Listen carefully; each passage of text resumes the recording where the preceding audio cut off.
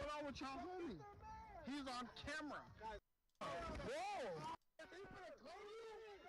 He's the problem, bro. We trying to have fun. He hit a woman? He hit a woman? You hit a woman. He hit a woman. You got him.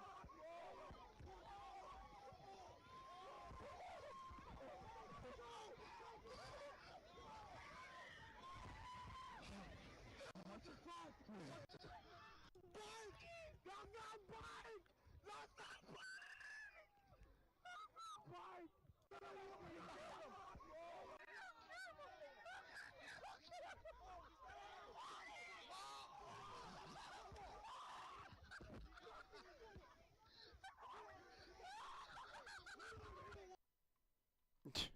Jesus Christ, dude.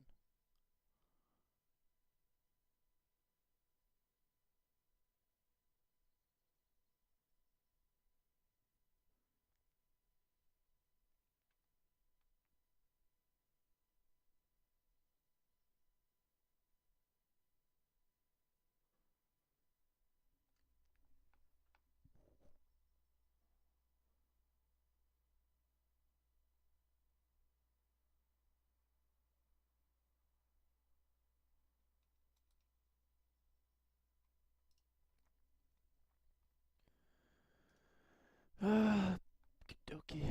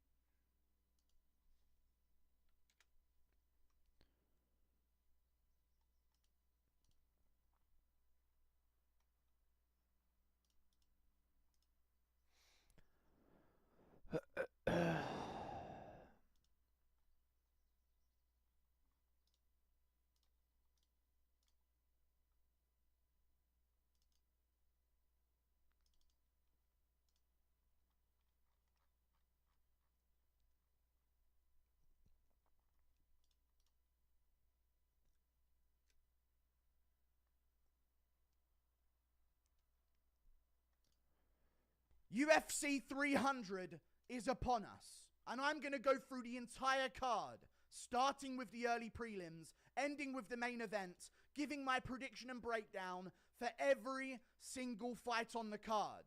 That's But just before what the I get fuck into my he predictions, does. I need to tell you guys something first and come clean. Got an ad? This Or year response? has been my worst Oh. year for predictions out of all of the 5 years that I've been doing this on YouTube. And this has also been the year where I have sank so many more hours into research for my predictions. It's become very clear to me that logic has no place in this sport. So I need to turn to drastic measures. I need to take Do I it surf or back in fish, bro? time to a better time where I had good predictions. So if you'll give You know, me I'm gonna one surf into moment the ring. before I get into the early prelim opener, I need to do something to ensure an 100% Shelter. clean sweep on this historical card. Imagine. Bear with me. I'm turning to drastic measures. Oh, the beanie's coming back.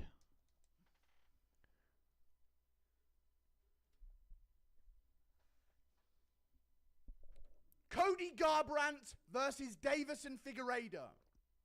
We make our prediction now. Davison Figueiredo is going to win this fight. Yeah! Imagine this video is just like 15 minutes long. There's just no analysis. He's just big brain, beanie mode.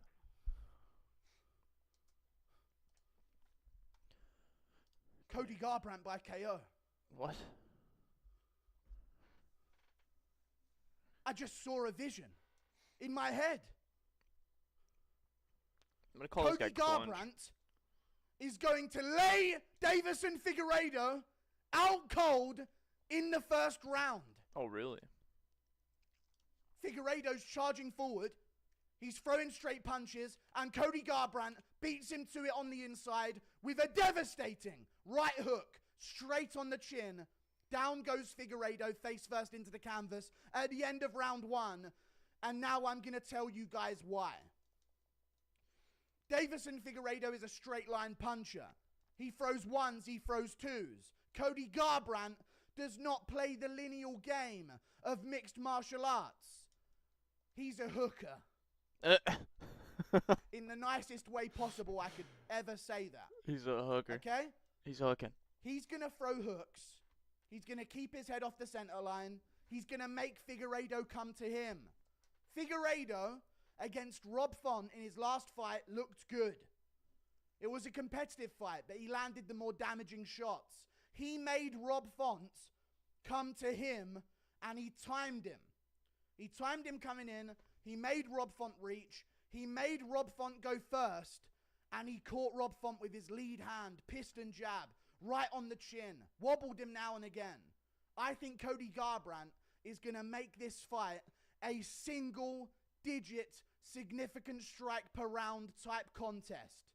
He's going to be on the outside. He's going to be dancing for no reason out of range of Davison Figueiredo. He is going to make Davison Figueiredo go first. And when Davison Figueiredo goes first, he's very, very hittable on the chin. And that's where Cody Garbrandt's going to be waiting to make his attack. And that's where Cody Garbrandt will time a beautiful shot on Davison Figueiredo, putting him down. I've watched the two of them side by side. I've seen it. Cody Garbrandt is the faster man. Cody Garbrandt might be the fastest man in the UFC. And I think he's got a perfect style to defeat Davison Figueiredo. He's got momentum. Watch Cody get starched in the first round. Of us wondering, is Cody Garbrandt going to be the same after that loss? We now know that he's got momentum. He's back on track. His confidence is going to be high. He's not going to be desperate for a win.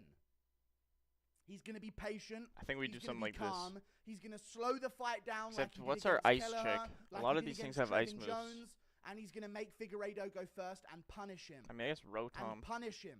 People are saying Davison Figueiredo is going to easily KO Cody Garbrandt. Davison Figueiredo's last KO was against Joseph Benavidez. I ain't trying to hear it! Cody Garbrandt lays him out at the end of round 1.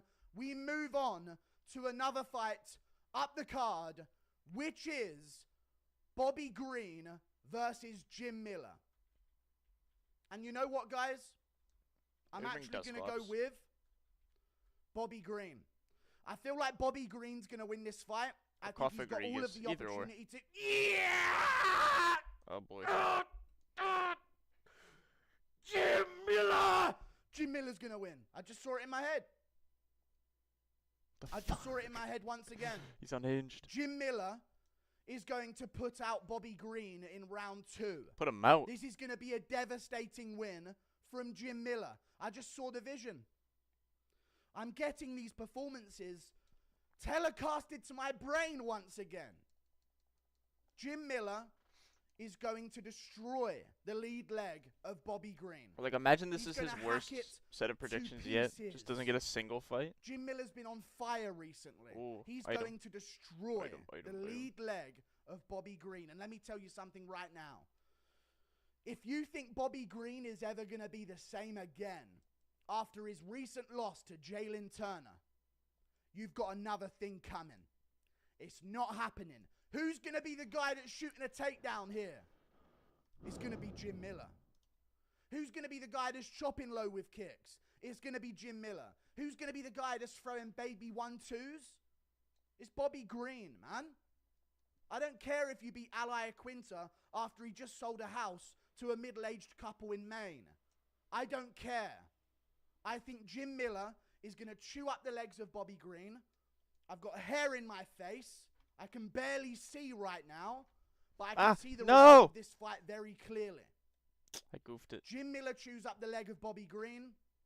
They get scrappy, and Jim Miller is going to find the chin of Bobby Green in round 2. Here we go. After having Bobby Green a little bit gun-shy, That's dupes. I really don't believe that Bobby Green has any chance of being the same fighter he once was after being destroyed by Jalen Turner, and then watching the referee in that fight allow Bobby Green to have his chin absolutely Thanos snapped out of his career because he was allowed to take 15 unanswered blows on the canvas whilst he was completely out cold. And let me add one more thing. No. That fight was in December. I wanted to 4 months I wanted ago. to fish. Jim Miller's on a roll. He's got momentum. Fucking Alamomola, He's bro. going to get this one done over Bobby Green. He's going to chew up the legs. He's going to find the chin in the second round. And Bobby Green's going to go down. And it's going to be a downfall of his career. I'm going with Jim Miller. I'm going with Jim Miller by TKO. I think he's got the recipe to win. And if anyone's going to shoot a takedown, No new stats it's going to be him. for We move Alamomola. on to another fight up the card. Jessica Andrade versus Marina Rodriguez. Oh my god, this thing is so ass. I'm going with Jessica Andrade. I'm going with Marina Rodriguez. I'm not accepting this again. What am I talking about, Jessica Dupes, Andrade? bro. You're Love right, this Beanie. dupes. You're right, Beanie. I'm going with Marina Rodriguez here. Look at the Yan Xiaonan performances. Look at the differences in how they handled that. Jessica Andrade, little bro. And I mean little bro. I'm still unsure. Your 4 left hooks in a row ain't going to work anymore. It's a different strawweight division. And you're coming back down after, by the way, Is this the only thing in the making ring? me think Erin Blanchfield was a capable female fighter. You did that. You made me believe that Erin Blanchfield had some level of boxing. You made me believe that Erin Blanchfield had some level of grappling. She has neither. Neither of those things. She's disgraceful in every area of combat sports, and you're the reason as to why I thought she wasn't. That's enough of a reason for me to pick Marina Rodriguez to win this fight against Jessica Andrade and be patient and be on the outside and outpoint this dude. I'm going with Marina Rodriguez. There we go. I'm going with Outpoint Marina this Rodriguez dude. by split Tentacruel. decision. I think Andrade is going to get messy. I think Marina Rodriguez is going to have a ton of success in this fight. Where? In the clinch. On the outside, I think she's a bit better. On the inside, I think Andrade is a bit better. But I think there's a chance for Marina Rodriguez Good man. to find the Tentacruel. tie clinch on the inside. And that's where she's going to blast knees to the body, to the head, elbows in the clinch as well. And I think Andrade is going to walk into those. So you know what I'm going to say? I'm going to say Marina Rodriguez by TKO because there is no way in hell I'm picking a girl to win a fight that just made me believe that Erin Blanchfield has ever thrown a punch before in her life. Because she clearly hasn't, as we saw against Manon Fiorot. She's clearly never done a boxing lesson in her life. And Andrade made me believe she was the future of MMA. So how about this, Andrade? You're getting smoked. This ain't Mackenzie Dern, who has also never thrown a punch in her life. This is Marina Rodriguez, and she's going to win this fight in the clinch, in the pocket, and she's going to knee you in the face as you rush in. How about that? Go on. Up the card to another fight. Jalen Turner versus Renato Moicano. What do we name it? Now, Moicano, I have a ton of respect Hentai. for you, buddy. I really do. Ton of respect, but I'm sorry. I'm going to have to go with Jalen Turner. I'm going with Renato. I need to stop making a noise every time, but I'm going to make a noise every time. Renato Moicano's going to win. Easy. Rear naked choke round 1. Rear naked choke round 1. Put your money down. Put your money down. This rear naked choke round 1. We're going to have an epic card of epic finishes. Wild results. Renato Moicano will get down Jalen Turner and will take his back. You want to know why? Mateusz Gamrot controlled Jalen Turner on the ground. I don't care if he wasn't prepared. You should be throughout your decade of training. Gamrot got him down, kept him down in moments early in that fight. You know what the difference is between Mateusz Gamrot Dude, these and houses are sick. Renato Moicano? This is like Pacific Renato Log, but Moicano on steroids. has submission ability. We've seen people take down Jalen Turner, and quite frankly, Jalen Turner, when your opponent has a takedown as an option, you ain't the same looking fighter as you are when they don't. Dan Hooker took it to you with one arm after the second round. Why? He's a tall dude. He's a rangy dude. He's not some little 5'8" dwarf that you can bully at lightweight. Do I think Dan Hooker's got the crispest striking? Do I think Dan Hooker's faster than Jalen Turner? No, I don't. Yet he was still able to pull it off with one arm. He was able to get top position over Jalen Turner with one arm and keep him there in moments of that fight. I think that Jalen Turner's going to be off to a good start. I think Moicano's going to try and strike with him. I really do. I think Jalen Turner's going to land some good shots. I really do. But I think Renato Moicano before long is going to find the hips of Jalen Turner. And when he finds those hips, he doesn't have to find the takedown from them. He has to find the back How long do I have to walk it for, bro? From there, Jalen Turner is a body type that is scalable for Renato Moicano. Scalable? Like a fucking Jalen tree, Turner bro. All the way to his back and sink in a choke in round 1. Moicano's back. He's got momentum. He's not coming off an injury. He's not coming off a year off. Dober's a short, stocky dude. Oh, it's getting better. It's getting better. For a guy like Moicano, that's a dangerous man to try and find the hips of. Jalen Turner, the hips are there for Moicano. Light-footed, light-footed. Shoot that low. He's going to shoot straight in on those hips. Turner's going to back him off.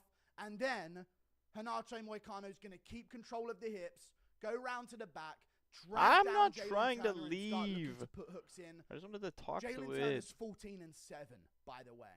Just want to mention that. Moicano's been very around late. the game too long Seems to to go be in there satisfied with with a the dumb walk. game plan of striking with Jalen Turner. I think he's going to look to find the hips, and where Gamrot could take him down, and where Frivola could take him down over and over again, I think Renato Moicano is going to also be able to, and I think he's going to lead him to get a rear naked. Is that a real thing in the? I never went into this house. To another fight. I guess. Up the card on the prelims, Sadiq Youssef versus Diego Lopez. Gotta visit all the houses. Oh shit! I'm actually going with Sadiq Youssef here. Honestly, I think this is the end of the road for Diego Lopez. Yeah, to the Ben. I'm going with Diego Lopez. Rear naked choke. I'm going with Diego Lopez, man. I watched Sadiq Youssef's fights. I thought to myself, Giga Drain. he's going to be able to find the chin of Diego Lopez. I really did. I just put out a tweet saying it. I just put out a tweet saying that Sadiq Youssef has actually got a really underrated chance of beating Diego Lopez here. You know what I did after that? I typed in a couple words into my Fight Pass search engine. You want to know what those words were? Those words were Sadiq Youssef versus. And then you know what I did after that? What? I moved my little mouse over to a fight that Fight Pass had called Sadiq Youssef versus Alex Caceres. I don't rate Alex Caceres at all, in any way. And Sadiq Youssef struggled beyond belief, especially in round 1.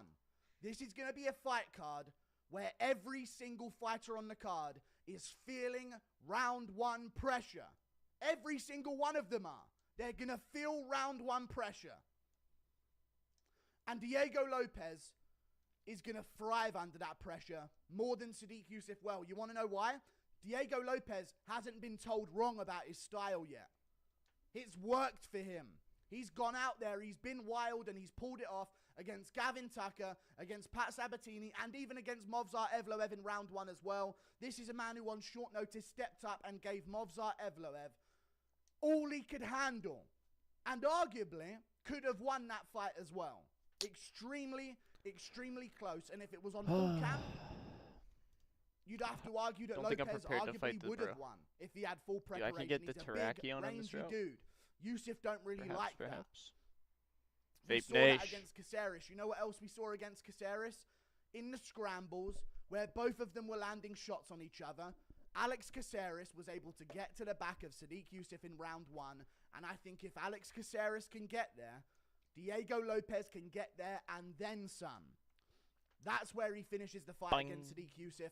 His submission ability is insane, and quite frankly, as much as I rate Sadiq Yusuf quite highly, because, I mean, I remember watching that Mike Davis fight on the Contender Series like everyone else. I thought this guy was the future of the sport.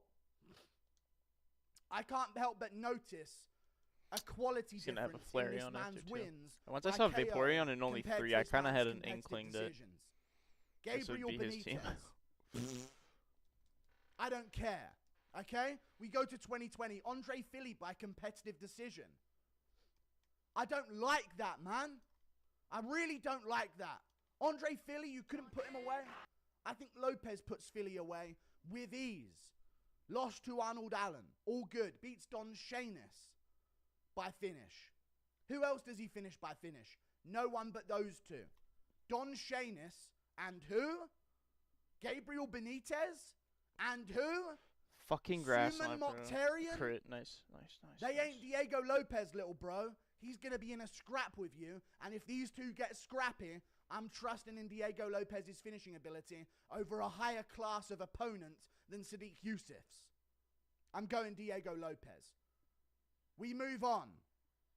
Also, Sadiq Yusuf just went in a 5-round war with Edson Barboza. When you go to a 5-round war, there's a mindset in your brain of, let me keep this next one composed. Let's not make this next one messy.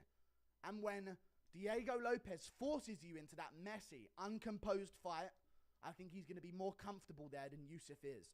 I'm going with Diego Lopez. We move on to another fight up the card, which is going to be Holly Holm versus Kayla Harrison. I'm going to go with Holly Holm. Oh my God, I just got sent through the fight. And it nearly put me to sleep. God, it was boring. And who won?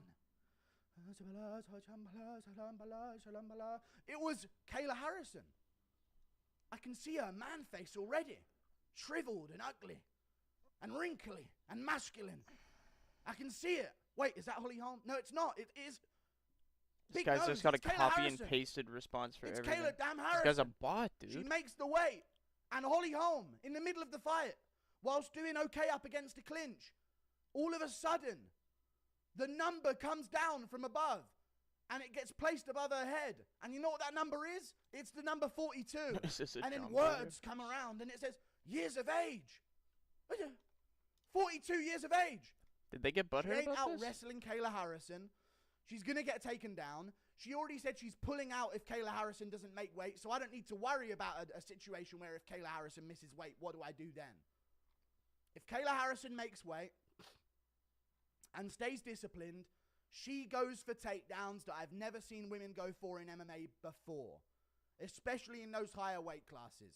In women's MMA, the takedowns are dumb, unprofessional, trash-looking, soy. Kayla Harrison yoinks a single leg, trips out the rear leg, drags a bitch around on a single leg and dunks her over. That's the kind of takedowns I'm looking for here. And I think Holly Holm's going to be in for a world of trouble. Now, I don't like the stand-up of Kayla Harrison, but what I do like here is her physicality, is her strength, is her passion and focus. What's Holly Holm fighting for at 42? What's the point anymore? Kayla Harrison Is has got a Tatis second back, leaf bro? of her career awaiting her with a successful victory here and also a potential title fight as well. And I think she's going to go out there and get it. I think she's going to stick to the game plan, go out there, look good at 135, find the takedown on Holly Holm, and Holly Holm is going to be looking real 42 years of age when she's on bottom in half guard and Kayla Harrison's laying on top of her. And before you tell me, what if the referee stands it up? What if there's a lack of action and they end up back on their feet? That shit don't happen in women's MMA. The separation rule is for men only in the UFC, and you know that's true. I'm going with Kayla Harrison to get down Holly Holm and dominate her in this fight to a decision win, 30-27. Kayla Harrison wins this fight. We move on to another fight up the card. Calvin Kattar versus Aljamain Sterling. You know what? I'm going to go with Calvin Kattar finding his chin. Aljamain Sterling's just way too open coming in. He doesn't believe that. Like, goes in with his shots and leans his head off to the side. I can so see Calvin Kattar bouncing back and timing him with a right hand as he comes in here. I'm going with Aljamain Sterling. I lost 2 Pokemon? The Funkmaster's going to get it done. He's going to show these featherweights Dude, what did I take Flareon out with? Or did I kill myself with EQ after the fact? I don't even remember. Since Movsar Evloev, and he's I one wasn't of the paying soyest grapplers any I've seen in attention, my dude. life. Not a lick. What not a lick of grappler has there attention. been that Calvin Kattar's going to have to worry about? Also, I want to mention with Calvin Kattar, 36 years of age, coming off of a very long layoff. The last time this guy fought was in October of 2022. He's been out of the cage for a year and a half now. That's not a good amount of time to be off, especially when that year and a half is taking you from 34 and a half years of age to 36. Aljamain Sterling's getting back in there. An appropriate time off after losing to Sean O'Malley. He's bulked himself up to 145. He's going to have a new sense of life in his career, not worried about that weight cut anymore. All he's going to focus on is game plan on fight week. He's going to be strong, and he's going to show these featherweights what a real entry of a double leg looks like. And I also want to tell you this. Where did Calvin Kattar get injured? Very important to note. Normally when we see a leg injury in MMA, it happens to the lead leg of the opponent. If the lead leg of the opponent is damaged, or if the lead leg of Calvin Kattar is damaged, I don't mind. Aljo's going to have a hold of it. Do I care if it's injured? No, he's going to be balancing on the rear one. But wait. Ugh. The injury he received against Arnold Charmeleon Allen, after. when his leg shattered in 2 places in the ligaments of his leg, and he had to get multiple surgeries to heal it up, was on his rear leg. If Aljamain Sterling can find his way into a single leg, that rear leg ain't keeping Calvin Kattar upright, ain't keeping him afloat, and Aljamain Sterling's going to be able to find the takedown, then find the back of Calvin Kattar, who is not going to be switched on enough early, and he's not going to be ready for the scramble. Early on, Sterling's got to go single legs, he can go double legs, but I think a single leg is a good option for him here. If he goes for those takedowns, he will be successful, and guess what as well? He don't have to box.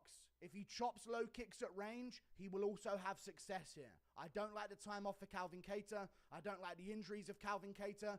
I think Aljamain Sterling at 145 is going to have a new passion for the sport. He's going to have a new love for the game, and he's going to come out looking the best he's looked, and I think he will finish Calvin Kattar or ride this one out to a decision win, working those takedowns. I'm going with Aljamain Sterling to get this one done. He had an off night against Sean O'Malley. He was rushed back into a fight. When you don't rush Aljamain Sterling and you let him pick his time of return according to his own wants and needs, he's going to be the best he's ever looked, and he's going to find this win over Calvin Kattar. We move on to another fight up the card. Jiri Prochazka versus Alexander Rakic. I'm going with Jiri Prochazka. Rakic. Dude, what's up with all these It's low Rakic. evos? Let me look into my beanie real quick and tell you how. No, Jiri, no! No, check the leg kicks, Jiri, please! Yeah! Let me out of this VR of the fight where Jiri's losing. I'm going with Alexander Rakic. Jiri Prochazka's had the same weakness his entire career, and it's low kicks. It's low kicks. Never deals with them. Sits into them too much. Alexander Rakic has got a great way of winning this fight. He does perfect off the back foot. If you're telling me Yuri Praska, he puts these guys under pressure, man. He puts them where they're not used to being. No one's used to backpedaling that much. All this pussy does is backpedal. No offense, Alexander Rakic. All you do is backpedal, bro. You're going to be right at home against Yuri Praska. Rakic, if anything, has been training to backpedal since the day he laced up gloves. That's all he does. So I'm going to go with Alexander Rakic. He's looking crispy on the pads. And Yuri Praska, quite frankly, is returning too soon after being smoked by Alex Pereira. He got smoked in November. He didn't take too much damage. He's back already, though. I don't like that he's coming off a KO loss.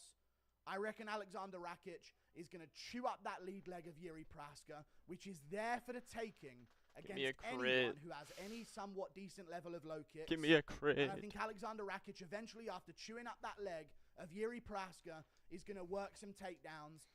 We're in limbo here. To Sheridan, and Yuri Praska, although he has good scrambles, with that leg destroyed, he's going to use that strength to explosively spring himself out of these positions to find his way back up to his feet. I think Rakic has the ability to shoot a takedown here. I like that. I think Rakic has the ability to destroy that lead leg. I like that. I also think Rakic has the ability to time a counter as Yuri comes in. If he doesn't fall for the antics, if he doesn't fall for the goofy ass striking, Rakic is going to find his way to win this fight by finish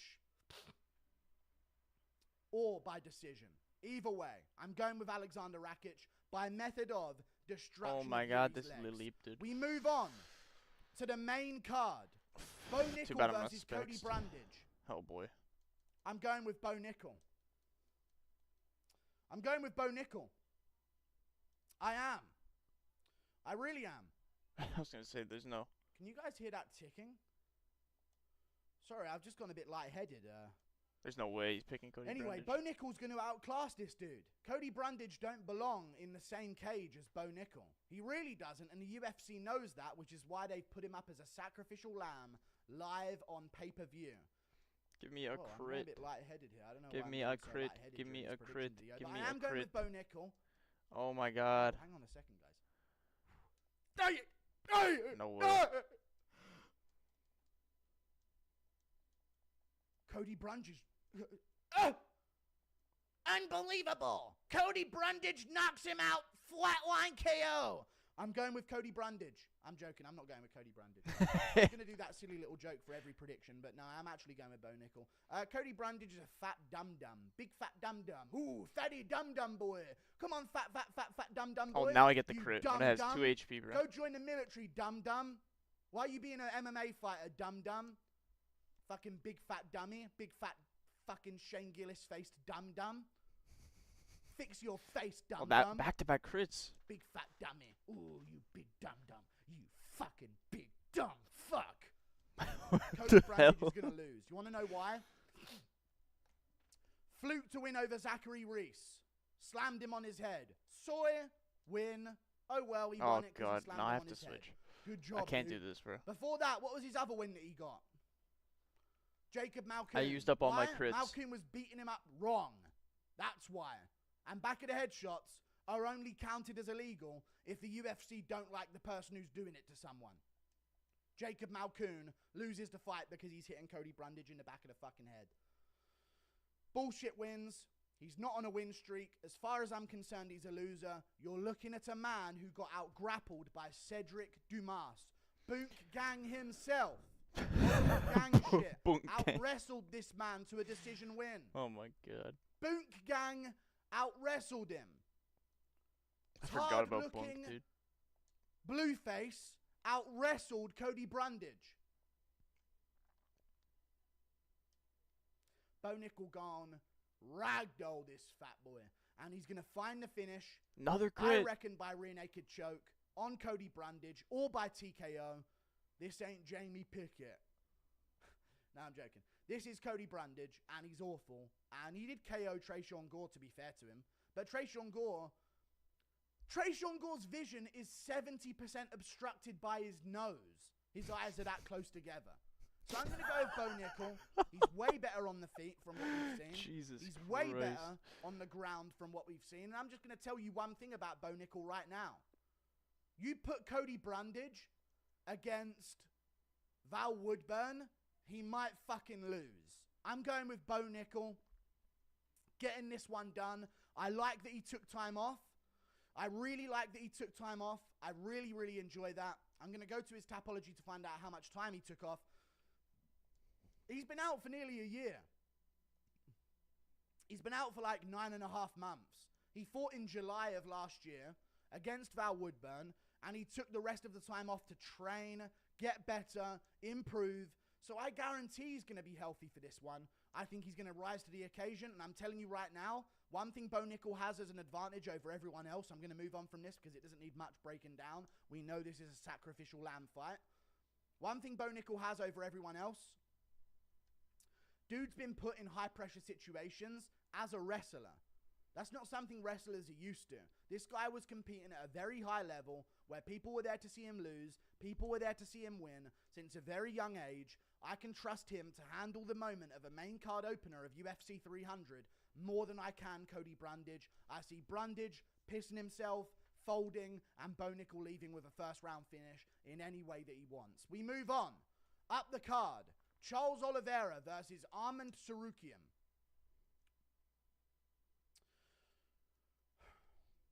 You know what? Armand Sarukian might get this one done. He really might do. Armand Sarukian might get this one done. He's the new age of fighter. He held up better in the grappling against Islam Makhachev than Oliveira did by far, and that was a way worse version of Armand Sarukian. This is a man who KO'd Beneil Dariush. Oh wait, Oliveira did that as well. Oh! Left hook KO from Charles Oliveira. When did he saw it? Bitch, baby, bitch boy lightweight's gonna realize you ain't ready for the top 5. Not one of you's ready for the top 5. Not one of you's ready for the top 5. At all. Not one of you. Every single one of you ain't ready. Because you know why? You've all been previously fraud checked without us even fucking realizing it yet. Benoit Saint Denis moves on against Poirier. Well, he was getting chinned against Thiago Moises nearly up against a cage. Poirier ain't going to be able to do that. He's going to get taken down. What does Poirier do? Chin him up against a cage. Rafael Fiziev goes in there against Gaethje. Fiziev's going to destroy him, dude. Light work for Fiziev. He struggled with Bobby Green. Boom, Gaethje beats him. Very close fight, though, to be fair. Very, very close fight. Arguably, Fiziev could have won. I stand by that. Armand Sarukian. If you think you're going to make Charles Oliveira look easier than you did Joaquin Silva when you got wobbled and didn't know where you were. Brandon. He's assassinating me, respond. You got another thing coming, so I'm going to go with Charles Oliveira. Guillotining the fuck out of you. Really? Badly, after rocking you with a left hook, wobbling you. It's going to be a close fight. Armand Sarukian is going to have some moments. He may get a takedown early that Charles Oliveira gets back up from. Guess what, Armand Sarukian?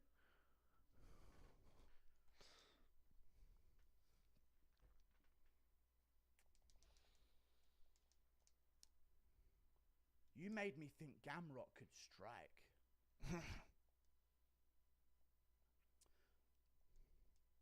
True. You made me think Gamrot was masculine. I don't care if you arguably should have won that fight. I don't care how good the grappling exchanges were. You couldn't drop that fall with anything other than a spinning back fist. RDA dropped him. RDA fucking dropped that fall. You made me think Gamrot could strike?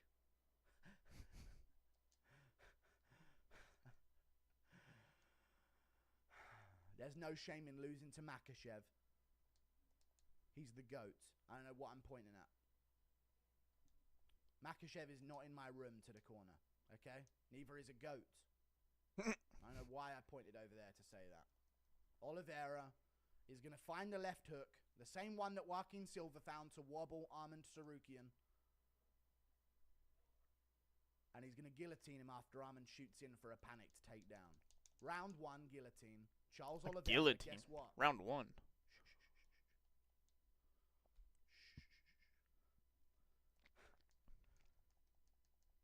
Guillotines do work in high-level MMA. We're going to find that out this weekend. We move on to another fight up the card. Justin Gaethje versus Max Holloway. Oh, ma pa pa pa ha panina. Ma wake wake hatimina. Oh, Hawaiian kickboxer. Max Holloway's going to win the fight, and I'm not switching this time. Yeah! No, I'm joking. I'm not. Max Holloway is going to lose this fight. You know who's going to win? Hey, man. Jerome Holloway. I've seen the buzz cut fade. That ain't Max. That's Jerome, baby. That's Jerome coming in. Hey, man. Hey, Gaethje, man. You got a problem, man. Hey, Jerome's coming to play. This ain't Max. This ain't Maximilian. This ain't Maximus. This ain't anything else that Max could be short for. Why am I still looking at the camera? Jerome is coming to play. Fade, buzz cut, bulked, hitting the gym, less of a weight cut. Max Holloway might come through with a deeper voice. I am the heat, man. I am the heat. Jerome's coming out to play, and he's going to beat on Justin Gaethje badly, dude. Badly, he's going to beat him up. He's gone style on him. He's gone style on him. This is going to be the best Holloway we've ever seen. Fully prepared for his lightweight debut. Justin Gaethje. Let me just break some shit down to you. Who's Justin Gaethje KO'd? Oh, yeah, he KO'd Poirier. Who's he KO'd with a punch? He ain't head kicking another guy in a row. We're not getting 2 Gaethje head kick KOs in a row.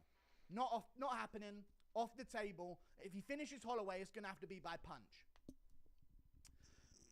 Someone remind me who Gaethje's KO'd by punches. This threatening power that all of a sudden Holloway's not going to be able to stand up against. Please, I fucking beg of you. Tell me who Gaethje has KO'd. I'm not seeing any great names. I'm looking back. I thought Michael Chandler was chinny. I thought Michael Chandler was a chinny fighter. That's what the internet would have you believe. Gaethje couldn't finish him. Chandler was walking head first into Gaethje with his hands down by his waist like an idiot, like a big dum-dum that he is, walking forward when he could have just stayed composed and arguably won, walking into Gaethje's power, full force. And he didn't get put down in the third. He got put down in the second, no. Perfect uppercut. You ain't landing an uppercut on Holloway. You're going to have to land a hook. You ain't landing an uppercut on a guy that tall, on a guy that stands that tall either. That's not going to be an option of, that's not going to be a weapon of choice. He's going to have to land a hook on Holloway. And I'll be honest with you guys. Pimlet dropped Ferguson, man. I know you can say Gaethje ruined his chin. Lando Venata dropped Ferguson, man. Anthony Pettis dropped Ferguson twice, man. Gaethje couldn't do it. Everything he had. Not everything he had, but clean. Big shots. Couldn't find the chin of Tony Ferguson. And guess what? As much as it hurts my heart to accept this, Tony Ferguson can't fucking fight to save his life. He's just weirdly autistic and it works for him in MMA. And he's tough. Okay? Other than that, who has Gaethje KO'd? With punches? You tell me. Donald Cerrone? So I guess Alex Morono's got knockout power now. Is that what we're saying? Or are we not saying that? I guess we're not saying that. Okay. He KO'd James Vick with a punch. Okay. So that's what we decide, meaning if KOing James Vick means you've got knockout power, my nan's got knockout power. All I'm going to say, a gust of wind has knockout power. If KOing James Vick has knockout power. An open window on a breezy summer's day has knockout power. If KOing James Vick means you have fucking knockout power. I don't think his power in his hands is as much as people think it is. I think Holloway's going to stand up to those shots. And I think after he eats a couple of those shots, he's going to dig in on Gaethje. Stay in the pocket, stay in the sequence, and start landing multiple shots. Gaethje will swing, miss, land the second. Holloway will go back at him. Jab up high, jab down low. Body, head, boom, boom, boom, boom. Gaethje swings back on him against the cage. Holloway eats it. Body, body, body, boom, boom, boom. Holloway has the perfect style to capitalize on the two-punch sequencing of Justin Gaethje. That's my real logical thought on this. He has the perfect style to fix the two-punch sequencing of Justin Gaethje. And guess what else he has? Rangy kicks. We saw that against Arnold Allen. We saw that against Calvin Kattar. We even saw it against Volkanovski in moments as well. I'm not going to judge him for his third loss against Volkanovski. Volkanovski was on a different level that night. And he's shorter. And Holloway is not built to beat shorter opponents.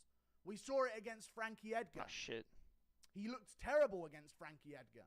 Awful. I mean, we're not bringing him anyway. A taller opponent like Gaethje, he's going to go into his two-punch situation where he throws a right-hand step-through left hook or a left hook step-through right hand that he always does, and Holloway's going to find him after that. He's going to continue the exchange on his own terms and find the chin of Justin Gaethje. I'm going with it. I'm going to go with Max Holloway. Third round TKO. Damn. What the People wobble Gaethje. They wobble him. They really do. You know what they do after they wobble him? They swing the most powerful shots you've ever seen in your life.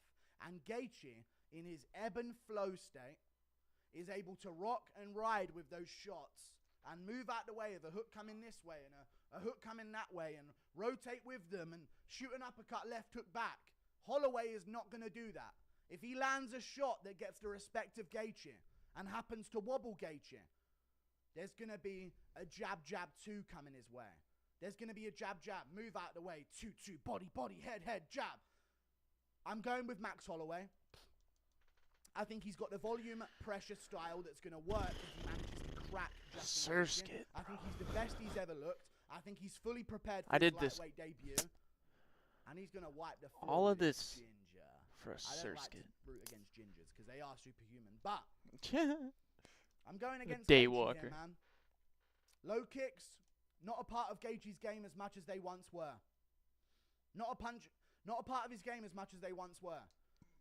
When he's in the pocket, his low kicks are dangerous. They are.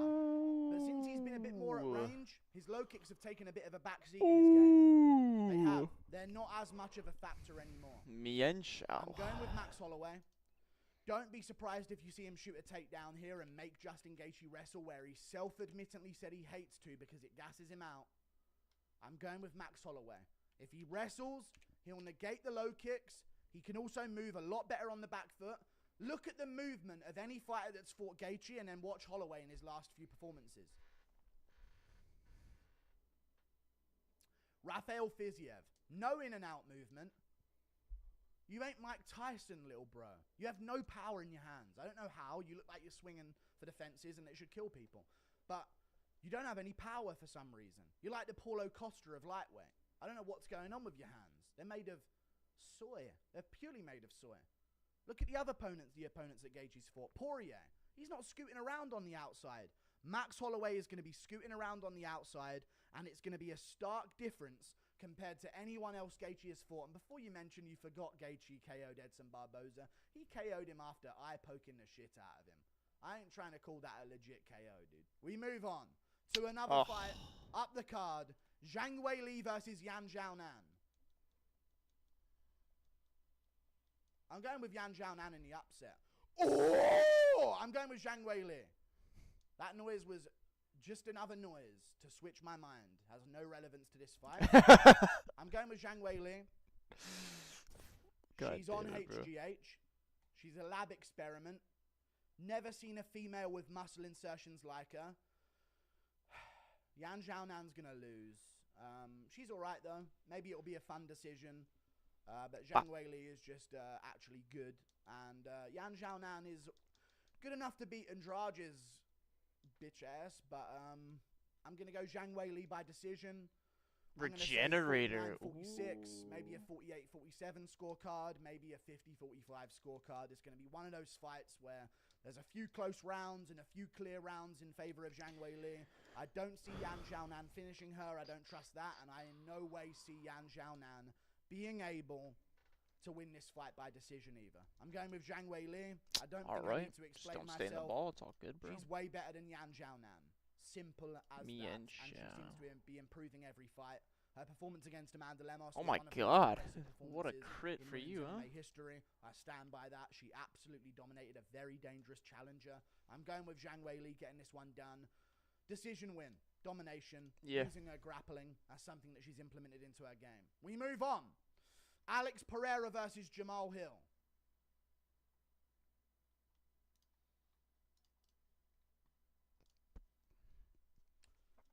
I'm going Jamal Hill.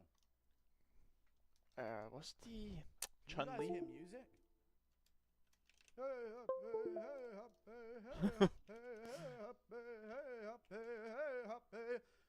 Alex Pereira wins. Alex Pereira's gone win. There was an idea that was Jamal Hill. I still want to interview him on Fight Week, but I think I've just sealed the deal that I'm not going to do it. But you know what I didn't want to do with Jamal Hill? I kind of felt myself picking Alex Pereira again.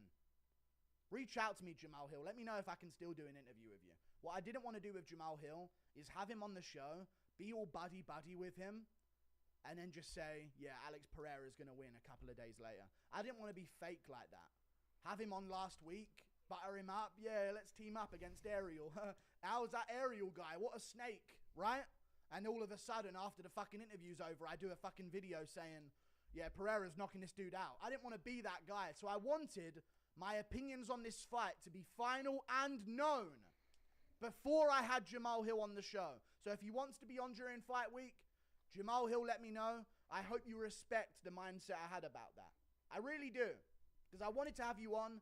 I just didn't want to be fake and all buddy-buddy, and then all of a sudden, I'm picking Alex Pereira by KO. He's going to KO this guy. I wanted my statement and my prediction to be known, so Jamal Hill knows exactly what kind of territory he's coming to when he does an interview with me. You know what I'm saying? If he does an interview. I'm going Alex Pereira. Noble. And I'm going to tell you why. There's an idea of Jamal Hill. And you know what it is? When I was seeing a vision of this fight, I was seeing Alex Pereira and all of his weaknesses. And then I was just translating it with Jamal Hill KO and Johnny Walker and KO and Jimmy Crute. And I was looking back at Alex Pereira's fights and I was like, damn, he's open to shots sometimes, man. Sometimes this guy's open to shots. Damn, there are moments in a fight where he's open to shots. And then boom, I would think of like 4-minute long sequences of Alex Pereira's fight. And I would find pros and cons and openings and weaknesses and strengths and advantages. And then I would just go, when Johnny Walker got KO'd by Jamal Hill and Looney Tunes character fell his way backwards into the cage. And that's all I would think about. And I was like, damn, I can see Pereira getting KO'd like that. I could really see that. But then I looked at Jamal Hill's fights, man, and I'm going to be honest with Jamal Hill. I'm just going to keep it real. I keep it 100, dude. I keep it 100. There's an idea of Jamal Hill, and it's a great idea. There's a vision of him. There's a promise. There's a hope. Jamal Hill, nasty hands, sweet dreams. You watch him KO Jimmy Crute, damn, that was slick. You watch him KO Johnny Walker, damn, that was slick. KO and Jimmy Crute and Johnny Walker, that's just part of being a man. Jimmy Crute fights on the feet like he's stepping on Legos. We found that out. Johnny Walker can't take a clean punch. Pereira can. He can take clean shots. I watched him take clean shots. Is it good that I watched him take clean shots? No, but I've also watched Jamal Hill take clean shots. I'm going to be honest with you, though. Jamal Hill's a southpaw. It's going to take away the 1-2. It's not going to be as much of a factor.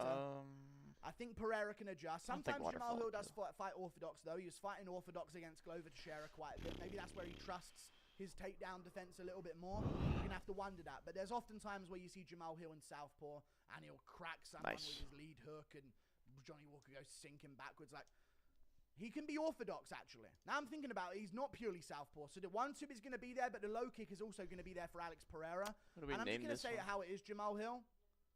This is my ultimate deciding factor of this. I've watched your fights. Sometimes when you throw that straight left, your right hand's right by your waist. Like sometimes defensively, your hands are lower than the 2 fists on your chest. Okay? You'd think with those 2 fists on your chest, they'd be like a constant reminder to at least keep them at that level or above. What do I name this? But I'm watching Jamal Hill's fights, And I'm seeing openings for that left hook on the backup for Alex Pereira. Sangria. And I think this is a fight where, you know, when Yuri comes forward, you have to backpedal. And that meant Alex Pereira couldn't really find his counter shots as well, so he had to heavily rely on the low kicks. Because Yuri's like a tumbling force coming forward where he could just get flatlined, but you have to go backwards. You can't just stay there in front of him. You might get headbutt KO'd against him. Jamal Hill encroaches forward. Oh, I can't do this yet, so. Properly. That's alright. And when you do that, you allow Alex Pereira to not have to stumble backwards and get space. You allow him to plant and throw, to take a one step back and throw, to take a shift back and throw. And that's where he's going to be able to find that left hook. I see Jamal Hill's right hand by his waist quite a bit. And I'll be honest with you guys, I'm gonna keep it real. As I've said 50 times this prediction, because I'm worried about Jamal Hill roasting the fuck out of me if he does have an interview. I'm going to keep it real. If Jamal Hill had momentum, and this was him 3 months after the Glover Teixeira fight, and Alex Pereira was trying to move up and fight Jamal Hill, I probably would pick Jamal Hill. An Achilles rupture is one of the most devastating injuries you can have. And you're fighting a guy who has some of the nastiest non-telegraphed low kicks, potentially in the history of the sport at the higher weight classes at least. Very nasty, very sharp, very painful looking, very fast. Okay, we got a quiet on an Achilles injury. What's it do? And I'm telling you Plus this right now. special attack minus speed, not great. I don't think you. Maybe this will be something I find out upon speaking to Jamal Hill. Maybe I don't know if he's gonna do it, but we'll see. Where's my Tentacruel? Sassy. I'm worried. That's good, this no? isn't the ideal comeback date for Jamal Hill. I'm worried that the UFC was scrambling for a main event. Nice. And they made Alex Pereira versus Jamal Hill, which didn't seem like their first option. I'm not saying it's a bad main event. Now it's coming up. I'm like, what a main event. Regenerator. Never not really a special attacker. Dangerous. Kind of sucks. Event. But I mean, the special attack's not terrible. It's just not. I don't know. It's not so like much time off. What you'd want to go for. Not crazy amount of time. I'd rather off, have speed. He's been out for like I'd rather be jolly now, since he fought Glover. And I'm looking at some of the guys he couldn't KO. He couldn't put away Glover. The Thiago Santos fight was a TKO, but it was more Santos just sort of giving in to the pressure of Hill. Tentacruel has good speed, actually. I never realized this. 100 base speed. There in his face, and you saw Santos start to mentally break. And maybe Pereira will as well, but I think if you're going to pick Jamal Hill, you should be picking him by KO with a snap, with a boom, and down goes Pereira. That's where he's going to win this fight, I think.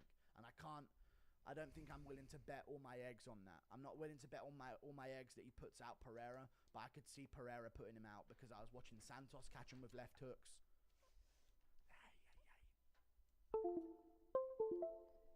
I'm going with Alex Pereira. I could see him hurting Hill to the body with a left hook, and then maybe bringing it upstairs at a later time. Now that Jamal Hill's right hand's going to be a bit more tucked. That body shot Guru putting beanie on is like Thanos putting on the gauntlet. And, you know, why is Garrett Cole trending? We start seeing that right hand drop a bit more, and I think we're going to see Alex Pereira move out the way of that straight right of Jamal Hill if he throws it. Fade it, left hook over the top, and it might be a similar KO to when he KO'd that guy on the regional scene in LFA before he got to the UFC. That type of style. Like and subscribe. Thank you for watching. Those are my thoughts on the card. Those are my predictions. We'll see if the beanie grants me success of 100% prediction rate. To be honest with you guys, I have Garrett no Cole, idea Shane McClanahan, Jeffrey Springs, Felix Bautista, Kyle Bradish, Lucas Giolito, Nick Pivetta. All pitchers in the AL East gone. I've learned over time in MMA, there's just no point bringing logic to the game. So I'm just going off my instincts, man. I'm going off my feelings. I reckon Pereira's going to annoy that leg of Hill. The fuck happened to Manoa? That left hook. Hill could find the two. But I think Pereira knows he's going to be looking for that too. And that's going to set up a trap. And again, Hill. Okay, I have to go to the bathroom. Where's my BRB? There's my BRB.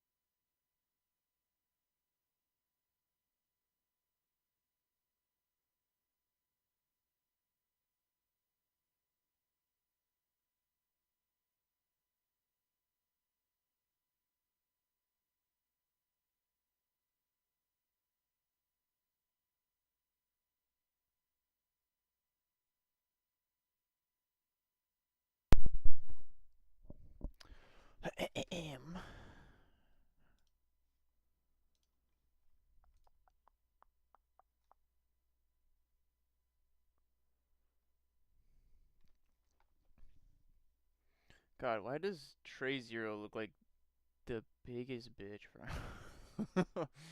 He looks so soy. He looks so soy.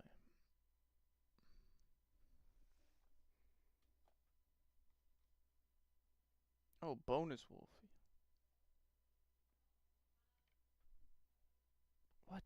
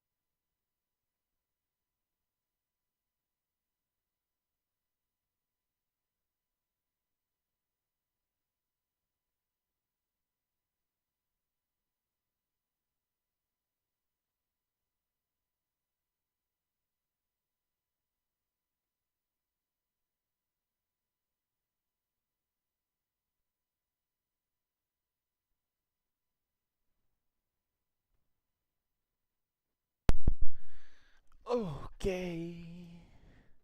Home. Also, real YouTube is win the tournament. This YouTube is won a big tournament. Actually, you know what? Relative to the monstrosities I have been creating, that actually wasn't so bad. Anyway, hello everybody. I actually recently won the largest official Pokemon tournament of all time, the Charlotte Regional Championships, and I know I don't post on this channel so much anymore, but I thought like, this is a good opportunity to kind of sit down and react to it, especially before the full edited video goes live. I thought it could be fun to kind of sit down, take a look at it, and yeah, just like, I don't know, like basically show you all the turn-by-turn analysis of what exactly was going on. So first and foremost, all right, the match here. Where is it? We'll gym prep now. Okay, cool. So let's just go ahead and pull this up here. What we're gonna want to do is, that's me. Hey, it's me. Oh yeah, first thing that I want to note is that this shirt is a lot more blue in person. For whatever reason, with the light, I call this my first and foremost shirt. I think it's technically like, little like blue trees or whatever, but to me it looks very much like porcelain. So anyway, it's not like that much more blue in person, but it looks mostly white here. The blue is more pronounced in person. Anyway, let's take a look at this. So this is my team. Emboar clearly not coming. What I can do here? Why don't I? Let me just clearly. Awesome. That's awesome. I want to bring. Okay. Anyway, two wolves. I think we bring. This is the team that I brought to Charlotte. There's a lot of important context that you need to know going into this match. Do I go I don't like get being on this side of the screen. I feel uncomfortable. I feel like I'm not in my home.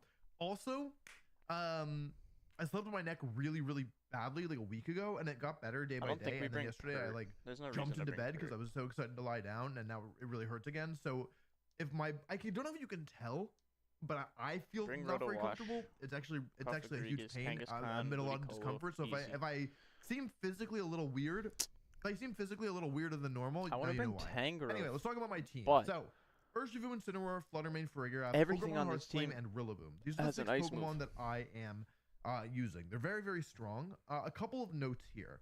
On another note, though, they're not all here, which is what we're talking about. So the whole team breakdown, I'll cover that in the main video, and a bunch of stuff is already up on Patreon. Has really bad special defense. I don't know for the whole like. I think I'm bringing. I don't really want to do like a whole team review here. That's not the point of this video. But for this matchup, this is really interesting. Been a while. Going up against a player named Nicholas Donnelly.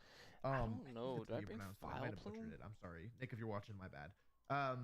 Anyway, this is our 3rd time playing this tournament, which is the absolute maximum you can play in a single tournament against one other player. And both of the prior sets went to 3 games. Obviously, 2 times weak to ice.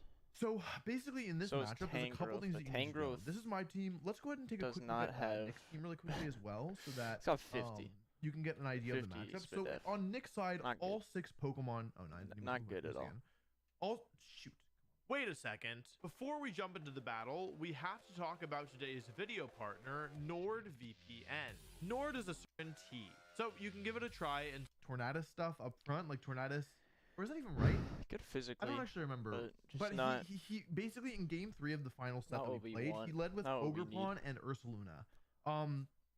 Now that you have an idea of his Pokemon, let's go back to me. Torterra would just get me, and let's talk about my team again. So in this matchup, there's a couple things you need to keep in mind. One ice move. We're done. We're done. So. I can never bring Flutter Mane here because my Flutter Mane is the Calm Mind variant. Well, it's not like it's a common variant. I was using this weird Calm Mind Flutter Mane, which is really good in certain matchups, and basically, like, it's really good in some matchups, and it's basically unbringable in other matchups. It's really bad here because it's not very good in Trick Room because it's speed booster energy. It's not very good against Tornadus because it sits with the Tailwind, and then, yeah, it can be a huge pain in the butt.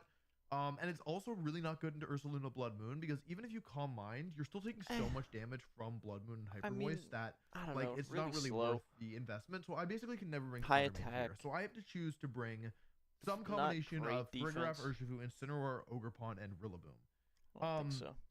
This is a really difficult matchup for me, despite the fact that I won both other times we played. This is a very, very hard matchup because my team just doesn't have resistances to a lot of Nick's big attacks. So the most obvious one is the Ursaluna Blood Moon, whose ability lets it hit ghost types. I don't have a single Pokemon on my team who can resist a normal attack, either with the Terra or like naturally. So I have no resistances to normal, which is a huge problem because the damage from if I go like max speed, Ursaluna Blood Moon is just completely ridiculous, right? Go max speed on top of that, I also don't really have very good resistance. Special attacks aren't really high enough to justify. Normally, what I would do against Iron Hands is I would try and use like Incineroar, Rillaboom to use Fake Out. If I go max ability, maybe. But there's max this speed, max special attack, which makes things really difficult because I can't intimidate. And it's so trolly. I don't know. Nick has, oh my god! And then I can run a water ball. Boy, I'm bringing it because half of my I have so many priority moves. I'm bringing Probopass. Looking at the team at a glance. There we go. What a team. Fake Out, we need a that's 5 priority to fly us right? places. On top of all of this, Nick's Farigiraf also has I'm hyped. Trick Room and Wait, I just got myself so geeked my Trick Room option is like going to be questionable. And Ursaluna is really slow, and Farigiraf is really slow. My Fake Out is shut down by Armor Tail. Grassy Glide is shut down by Armor Tail. Aqua is shut down by Armor Tail. Oh no, I have to worry about Tailwind. I have to worry about Trick Room. I have to worry about Ursaluna Blood Moon, who I can't switch into. I have to worry about Iron Hands, who I can't switch into. And by the way, it was revealed in an earlier set that. Have 2 items. Oh wait, what? But if I go Water Ball, we take a Water move, and wait, hang on. It just increases our special attack, right? And then we're mucking. I forget. But I think it should work. I want to bring Probopass. I want to try it. So that's a lot of the context going into this match. Is that it's really, really challenging, and there's a reason why both other sets, even though I narrowly won, switch it up, try something else. So for once, going into the finals, I realized that there's a couple other things. So because I've played 2 sets against Nick at this point, I basically realized you know what, this is not a player who I'm going to be able to make predictions against. Nick was playing in a way that was very difficult for me to kind of get a handle on. And so basically what I realized was that if I tried to play a game about out predicting him, it probably wasn't it would just become too volatile, and it wasn't something I was super comfortable with. Yes. So I wanted to basically just play the set without making really any predictions because I just figured that was the best way to go forward.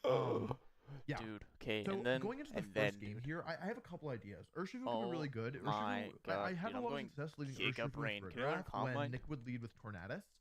Because it immediately put in order to outspeed the Urshifu, Nick would have to Tailwind or risk taking the Urshifu attack, and then I could set Trick Room up if I time things correctly. So I believe in game 1, I need to double check, but I'm pretty sure I want to do Urshifu, Farigiraf, Incineroar, and Rillaboom. Though I'll need to kind of confirm that. Why do I feel like I had Ogerpon? Dude. Anyway, let's just jump into game 1. You know a lot of the additional context, and I'll pause if I need to give more. This is what we're doing.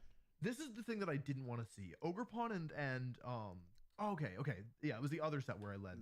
So I know which Pokemon to bring at this point. Basically, this lead is really, really scary. I've got Incineroar and Urshifu in the back here. We have Power Gym.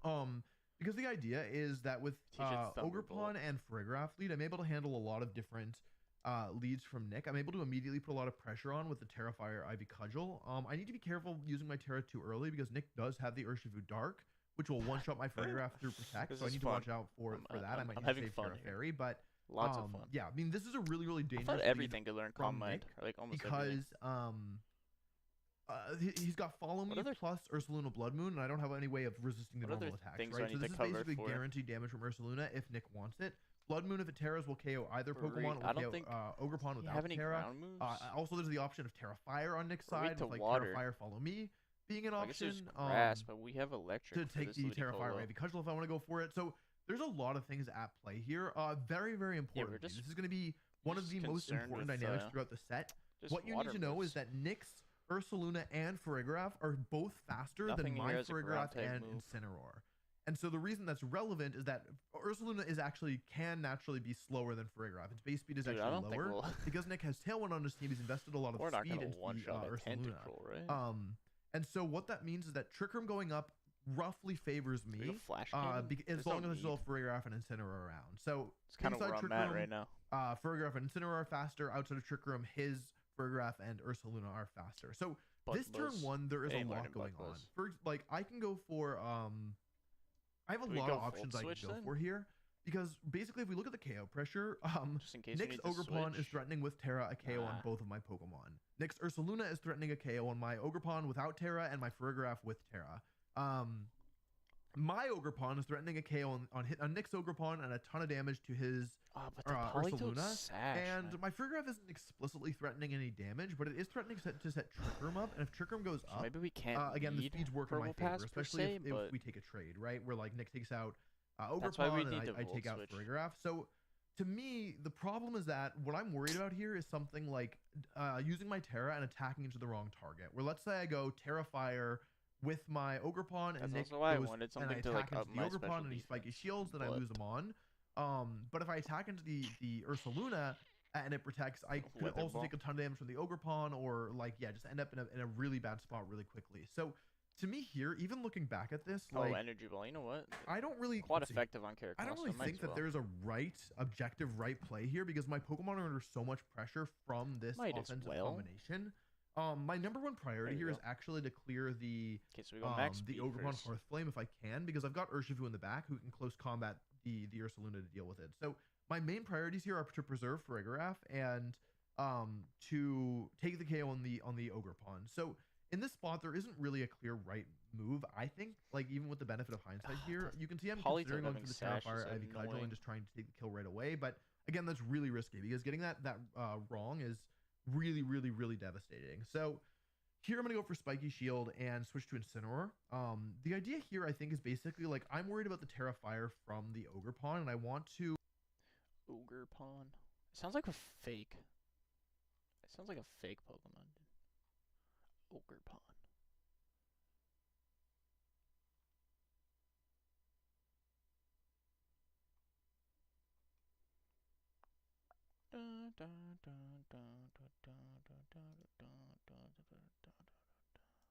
Major beef with Sasha over this whole drama. Very much intriguing your thoughts in the comments below. Hit the like button if you enjoy. Subscribe if you're new as always. There was a lot to dive into today. Firstly, there was some hilarious content yesterday with regard to this whole solar eclipse stuff.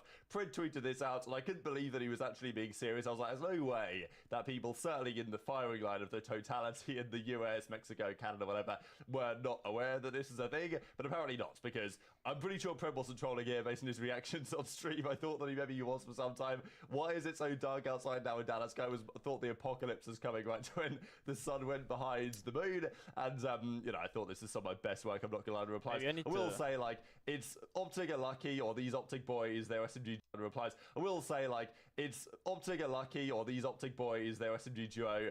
They're lucky that they're good at COD, because if they weren't, I don't know what they would be up to be honest, today. Speaking of Optic real quick, JB Krez actually did come up with a call-outs version of Vista here, just because Vista is in the pro map pool now. It replaced, it's in for Hardpoint. It replaced Invasion Hardpoint, I think, initially, and then 6-star is going to be in for its Skid Row Hardpoint that's going to be gone as well. So they are making some changes to the map pool. There was also some discussion, though, on 6-star control. So I think the vote here fails 7-5. Now, the rules, it seems, are slightly different because for a GA, you need 9 of 12 to agree to it. Whereas for a map set change, I'm pretty sure they only need a majority, but I think 5 teams voted. Initially, I thought this was maybe 7 teams for, 5 against, and because it didn't get to 9, they voted, it basically didn't make it through. But apparently it was only 5 teams for and 7 against, 6-star control replacing high-rise control, so that never happens. But it is interesting, I would say, from the CDL angle, right? Because if you're the league,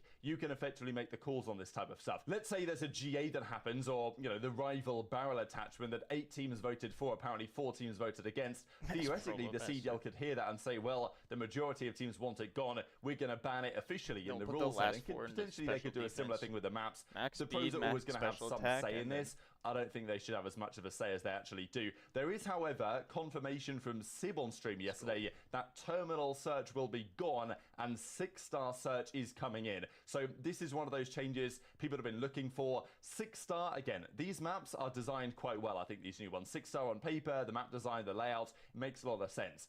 But the problem is, in respawns at least, spawns can be an issue. In search, don't have to worry about that. And the map, I think, is laid out quite well. So 6-star search apparently will be in, and terminal search will be gone. So that's very interesting, and we can discuss in the coming days, when this is confirmed, what it means for teams, which teams are going to get better, which teams are going to get worse. Obviously, it's rather impossible to say which teams are going to be good at these new maps in the game. You can speculate based on the map design and the layout, and if they're SMG focused, maybe the SMG dominant teams might be rather good at them, but also some teams liked terminal search and were getting better at it, although I'm not sure it was a massively well-liked map, and therefore, of course, it is gone. But let's dive into some of this drama, right? Because Slasher was dropped off the Boston Breach team a little while ago now. Very controversial circumstances. What really annoyed Slasher about this was not necessarily everything that happened behind the scenes, although that did, but it was actually the reaction from a certain Mr. Doug Martin, right? Because if you guys might have seen the drama roughly a week or so ago now, where there were stories emerging of a certain player on the Boston Breach forgetting search and destroy strategies in crucial moments and not knowing spawns and this type of stuff.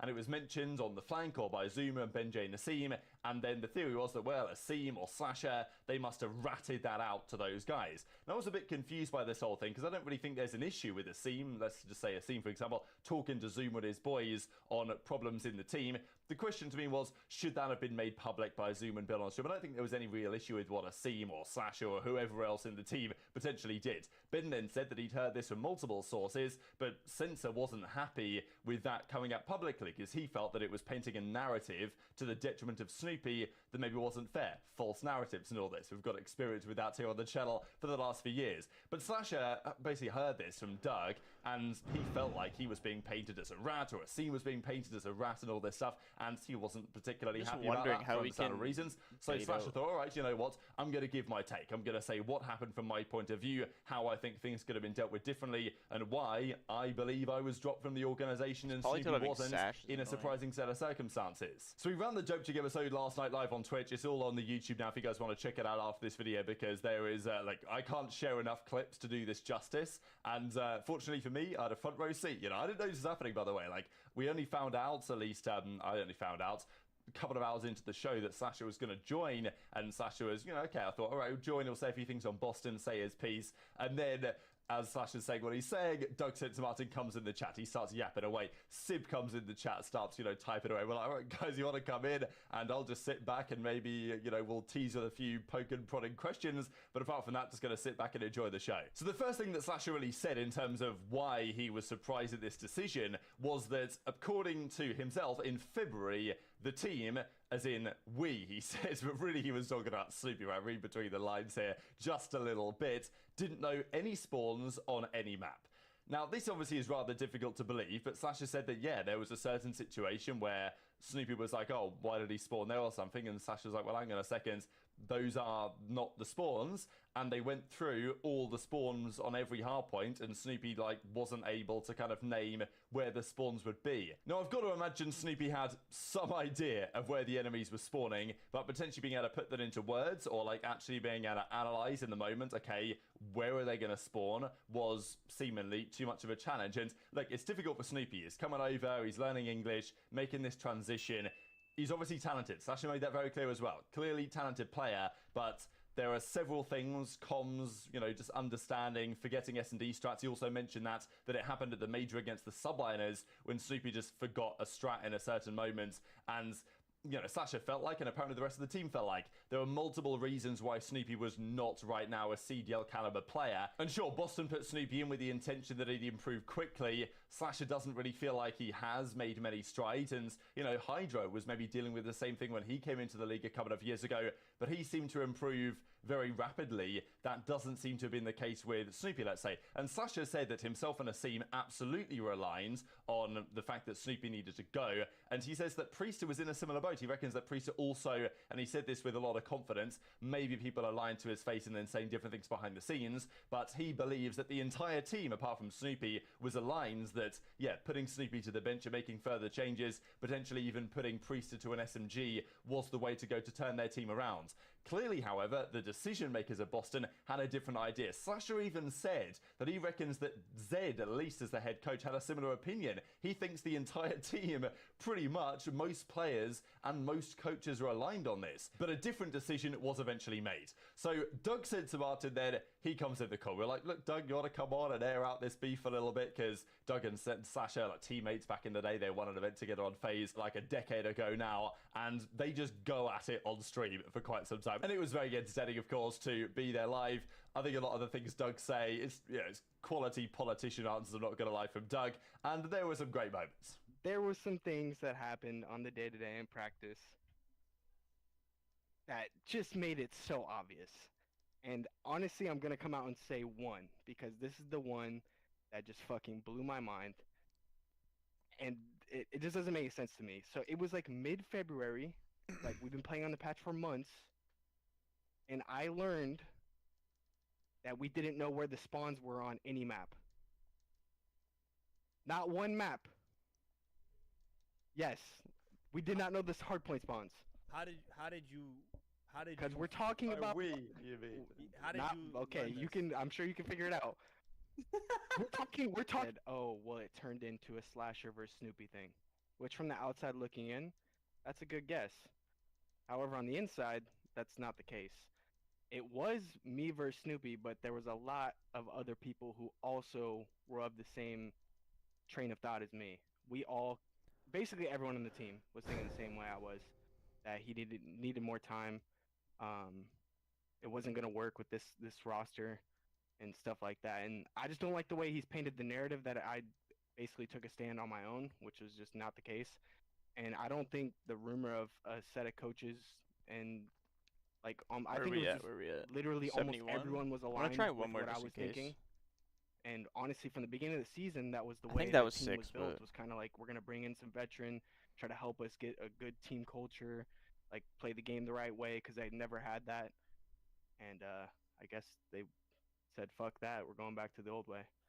At what point do you have to either accept, at what point do you find the Snoopy experiment to work, and at what point would you have to admit that it's a failure?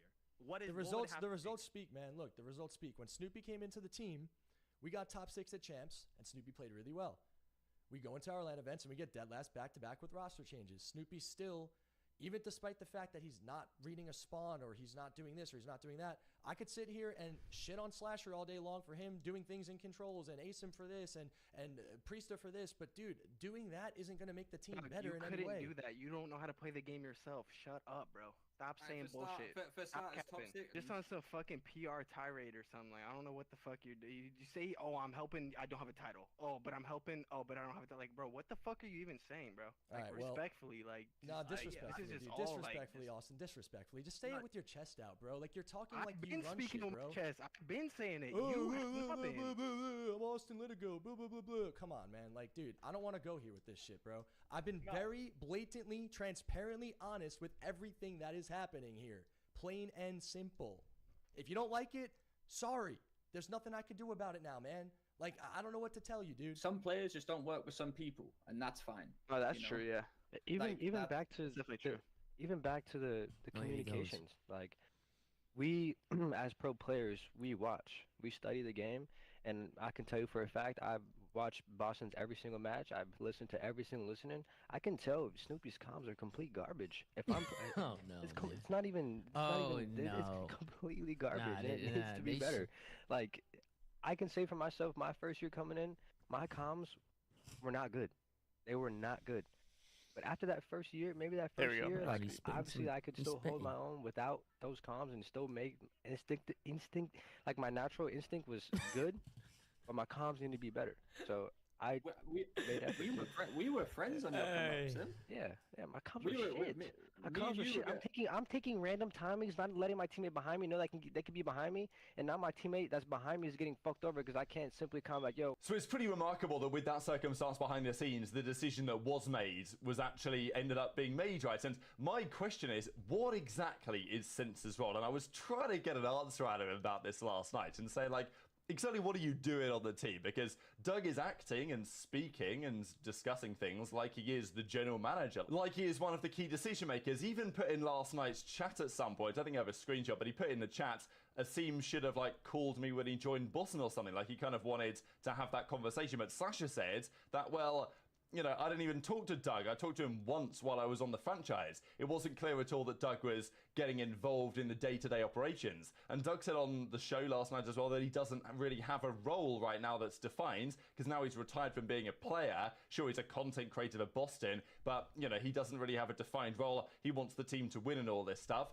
So he's clearly getting involved. And apparently he was watching the scrims of the team, even though Slasher wasn't aware that he was. So really weird exactly what, you know, Doug is cooking here. Like, is Doug pulling some crazy strings right now? Because we know that Doug respects Snoopy and respects his talent, and, you know, Beans and Penta and these other guys that are now in are guys that Doug's played with and, you know, brought up from challenges. So it almost seems to me that Doug is operating as some sort of de facto director, shadow general manager, like pulling the strings. And look, maybe he's pulling the strings particularly well. Apparently their new team is doing rather well in scrims, and if you have a team that's all on the same page, they are likely to do better. But the question would be that maybe the way to get the team on the same page was to get rid of Snoopy, that apparently the rest of the team wanted, rather than do what they've eventually done. So remarkable turn of events. Sib as well, this guy can't help himself, obviously, he hops in there as well, talks about the rotating to the wrong hill is, you know, unacceptable. You don't want to win at that point. He even talked about the fact that Breach gave him an offer. He was like the only other team that gave him an offer during the offseason was Boston. They offered him more pay, but he of course went for the Subliners because they basically had a better team. So very much into your thoughts on all this stuff in the comment section below. Very entertaining content. Hit the like button if you enjoyed. Subscribe if you're new. Take care, and I'll see you next time. Nah, I don't really know the science behind it, but it has to do something that. Oh, the Jesus. fact that, like, I can't listen to them, bro.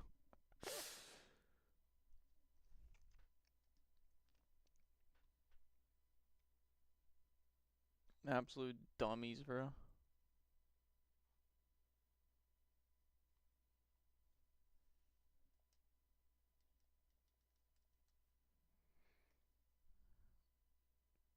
Oh, God.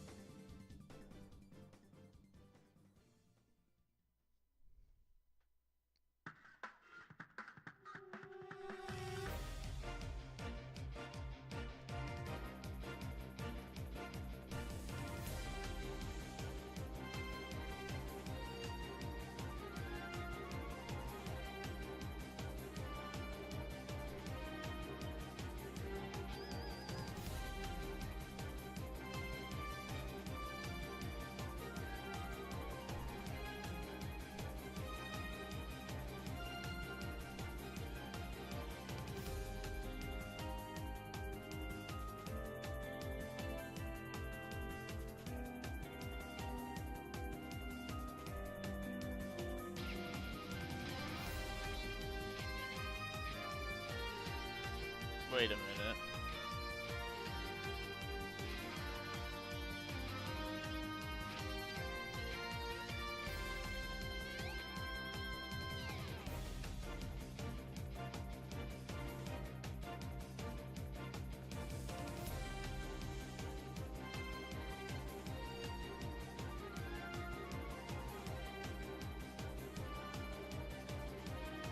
it's kind of crazy to put Ultra above Optic.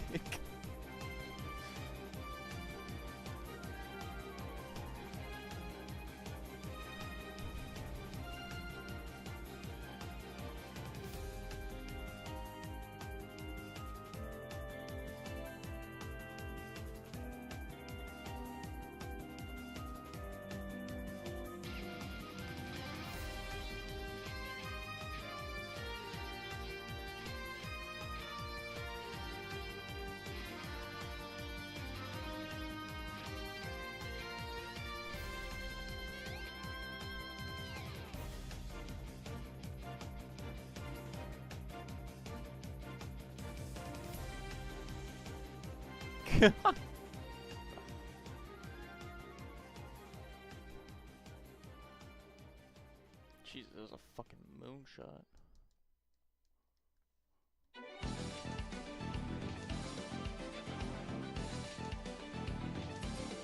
Wait a minute, I get on Dodgers Twitter. I need to catch up on my Otani bombs.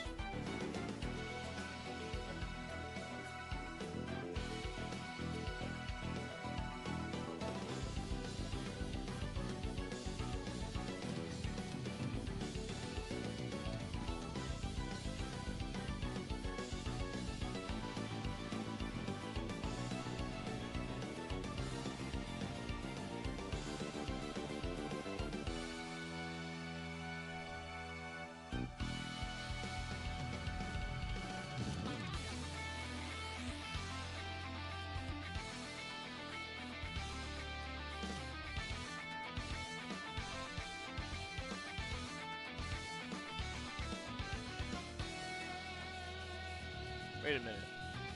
Oh, there we go. Oh. Oh my.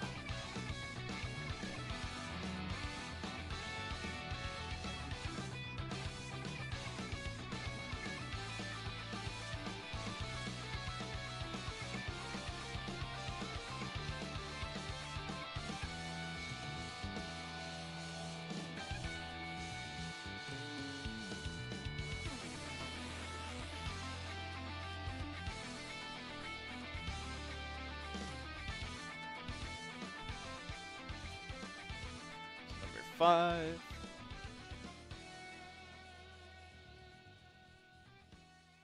Told my stream, I said, if y'all get me to 5,000 subscribers on Twitch, I'll call him and tell him I'm done.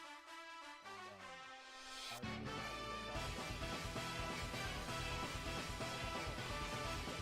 actually do this. And I remember we was sitting there at work, and he called the boss and told him, like, hey, you know, he told him about the TikTok blowing up and how much, you know, the money that I was getting from streaming. And the ball, he was actually cool. And I remember the front office of the place that he called, they were all looking at my TikTok laughing and stuff. But yeah, I remember I got him to call because I was scared. Told my stream, I said, if y'all get me to 5. Is chunky soup just boba? Is the meat spherical? If you put, wait a minute, spaghetti and meatballs is just Italian boba. Oh. I don't make the rules, it's not my... Oh, shit. He's onto something.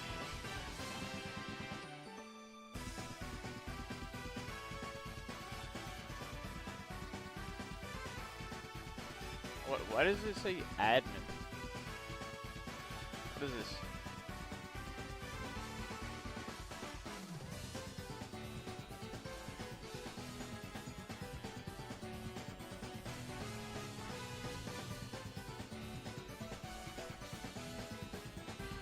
Who is this?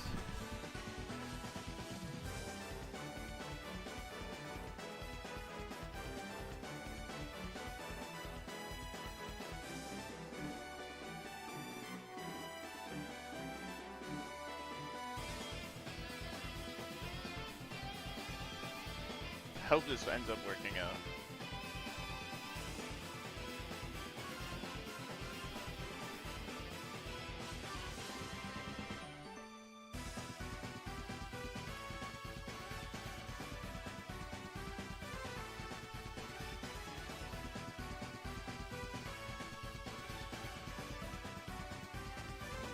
What?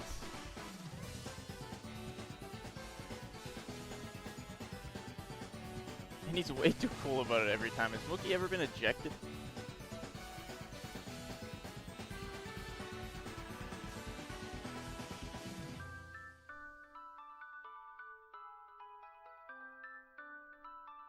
The Acuna treatment.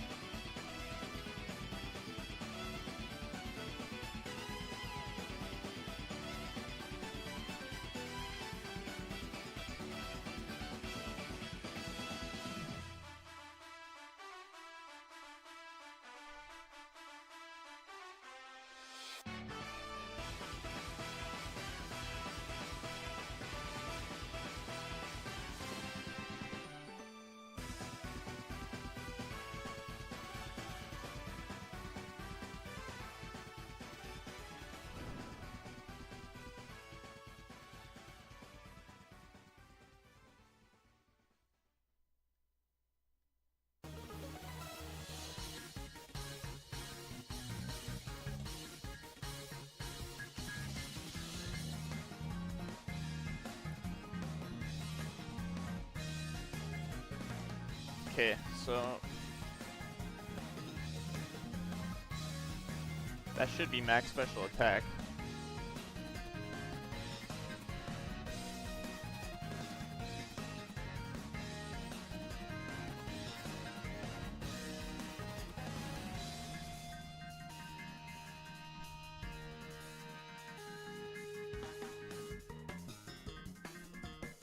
I wonder if we just have to take one.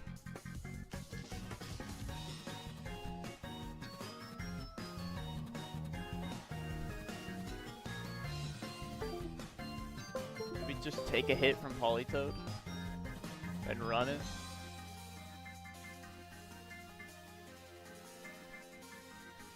Oh my god.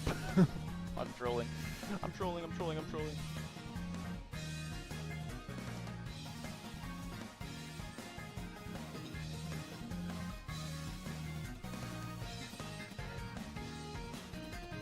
Because oh man, I wonder though. If it goes for Perish Song, I do not want Probopass in against this thing. I really don't. I'd rather have something get sacked off at first to bring Probopass in for the strat to work, because the Politoed has so much trolly shit it could do to me.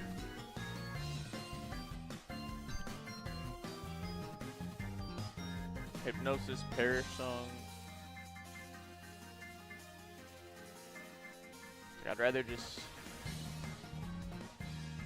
I don't know, maybe I'd leave Ludicolo? Bring in Ludicolo, which would force, what, that would bring Tentacruel out, I guess, right?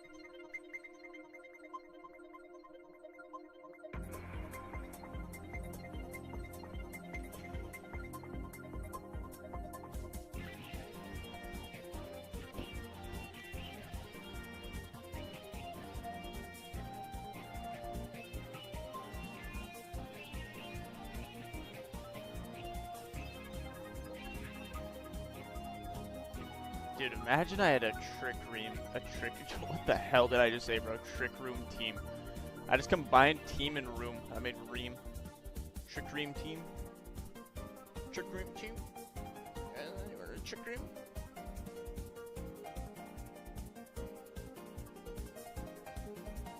Send this cop to jail.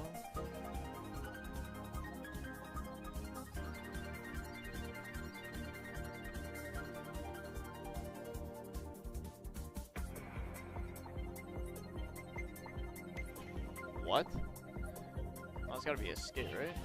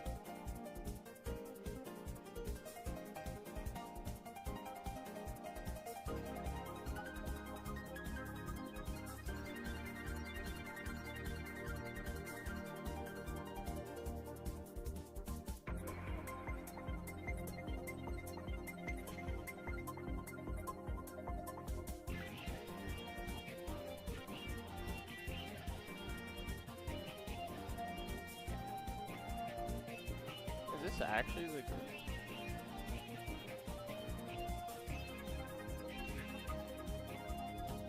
OnlyFans body spray.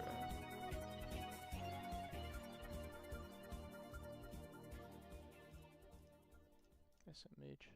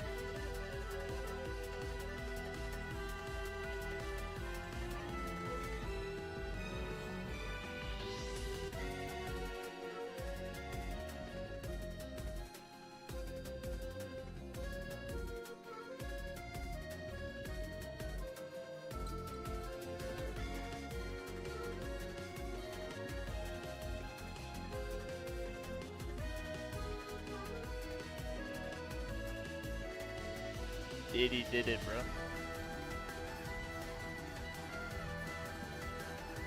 South Park's always right. Diddy did it.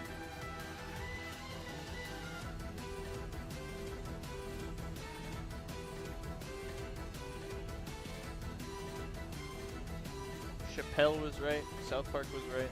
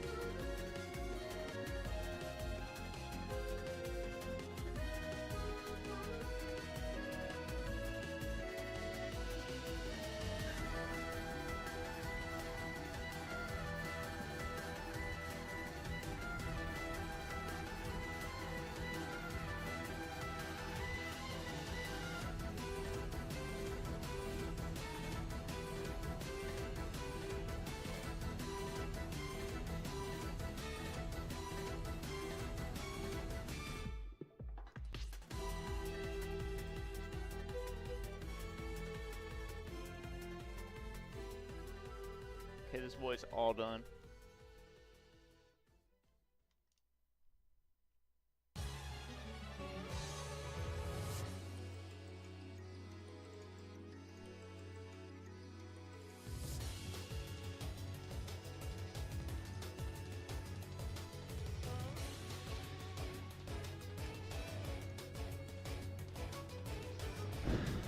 Just take a look at my boy.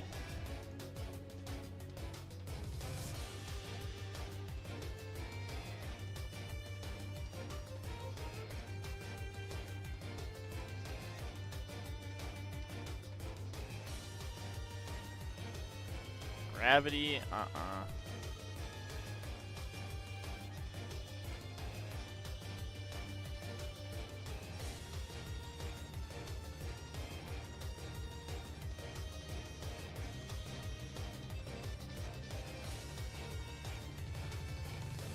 Discharge,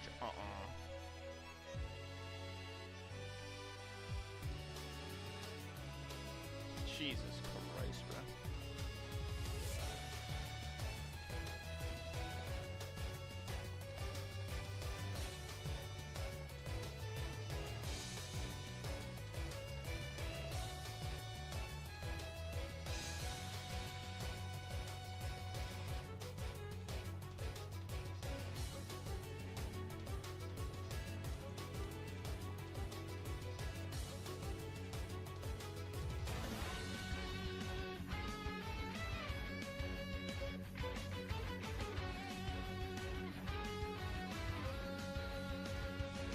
No wide guard.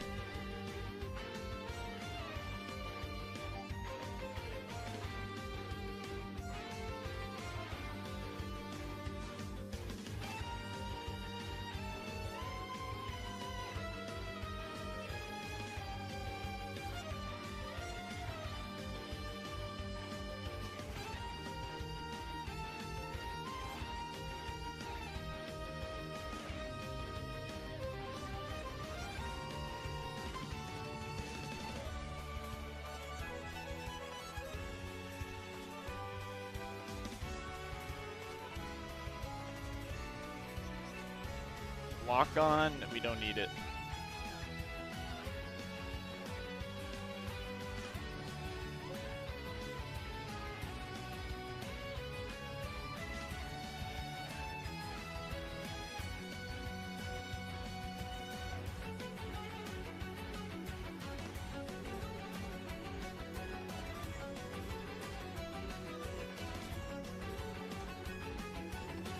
Why does she kind of look like a Deb, bro?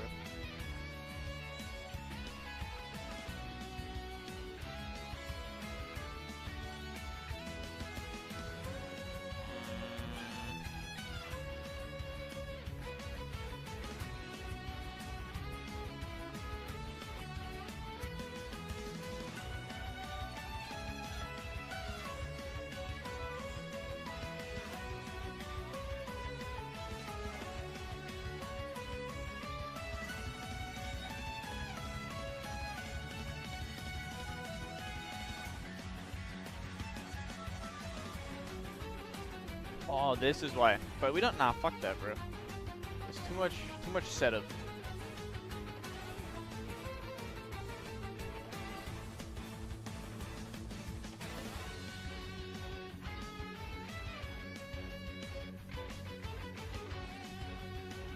If we move, we move.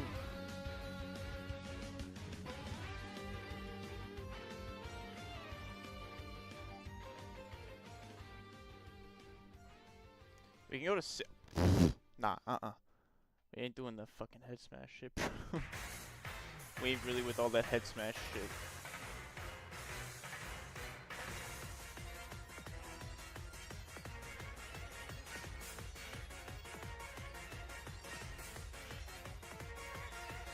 Okay, now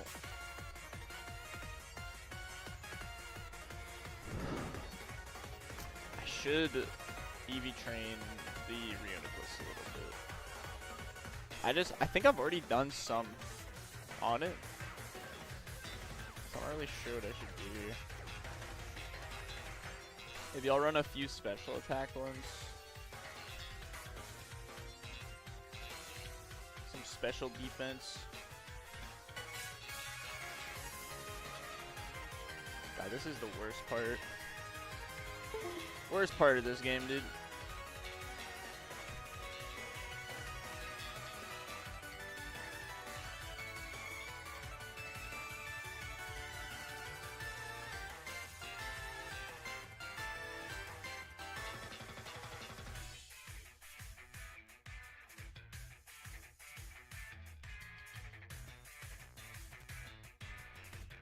Hello, controller. Oh my god, I like no attacking moves. I'm getting outsped by a level 5 Alakazam.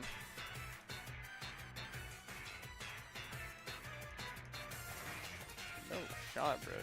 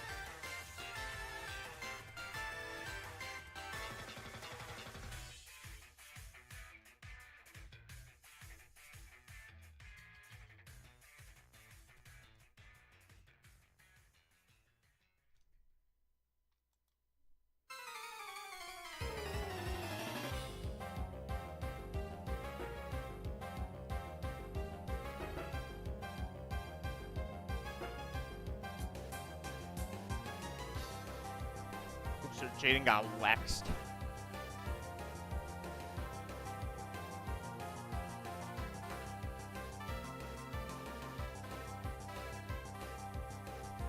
I tore it up back there. Respectfully.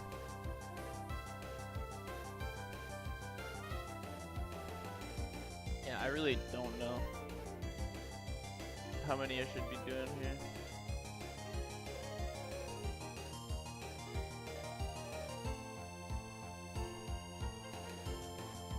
I don't. Did I EV train it before? I really can't. I don't think so. I don't know. I don't think so. Maybe I did. Maybe I didn't.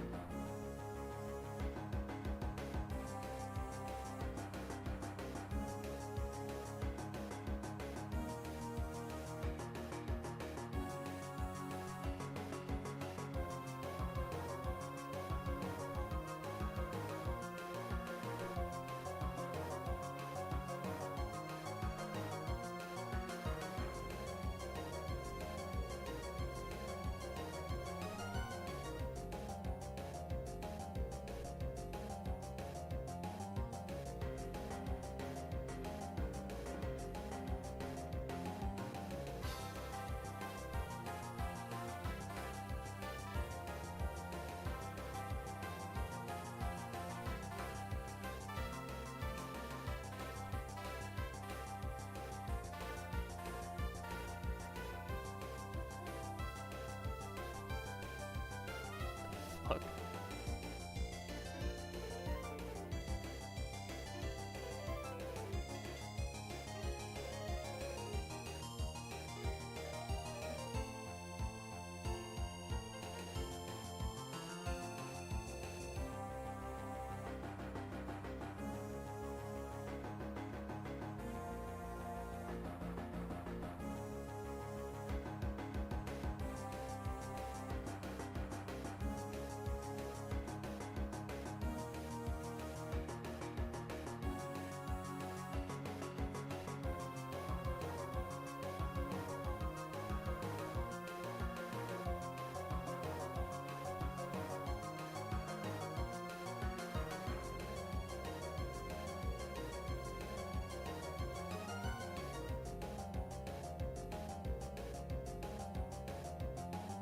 They're always putting me in telekinesis, man.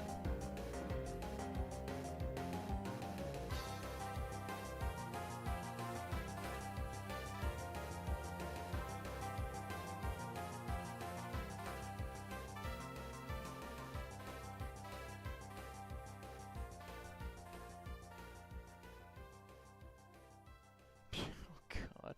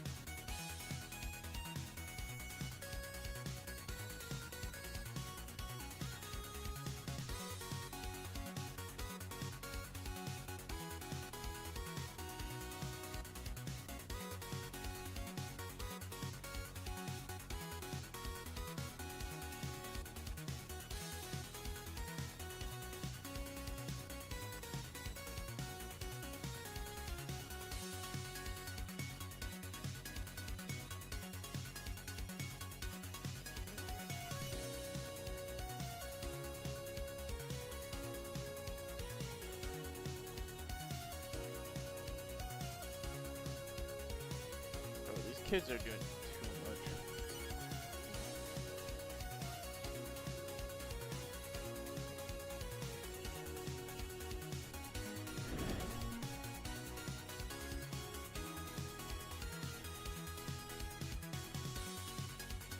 Is that Trophy Titans again? What is that?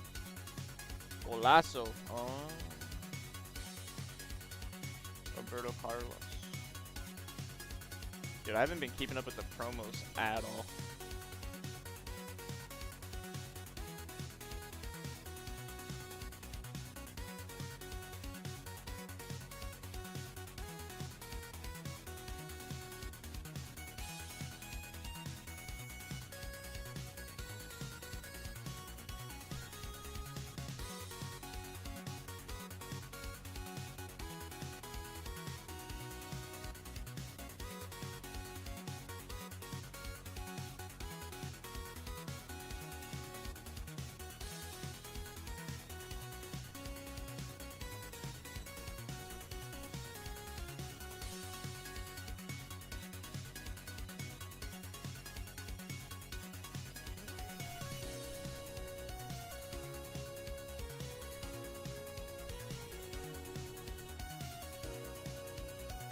Dude, wait, I can actually juice the hell out of this Rhinoculus. Thunderbolt, Energy Ball, Psychic. What else? My power is limitless.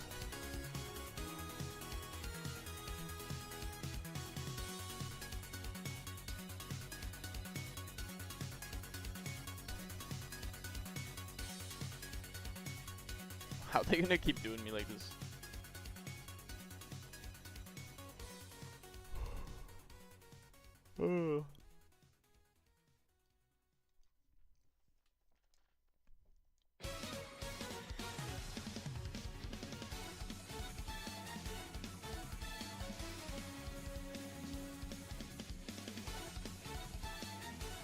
Okay, I think I don't even know if our special attack went up at all.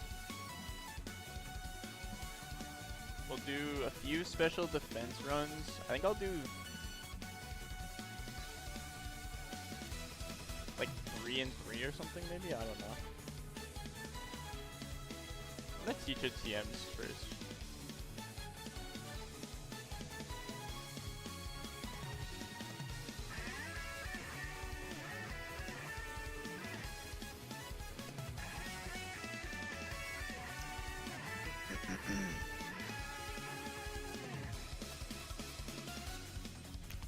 Dude.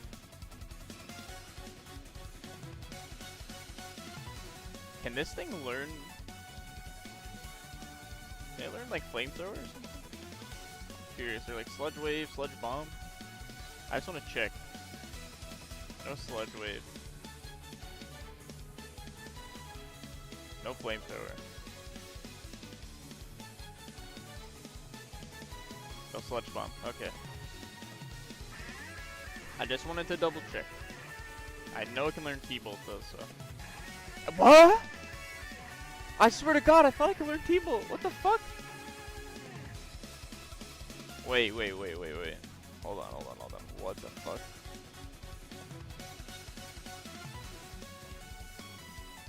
I swear to God, this thing could learn Thunderbolt.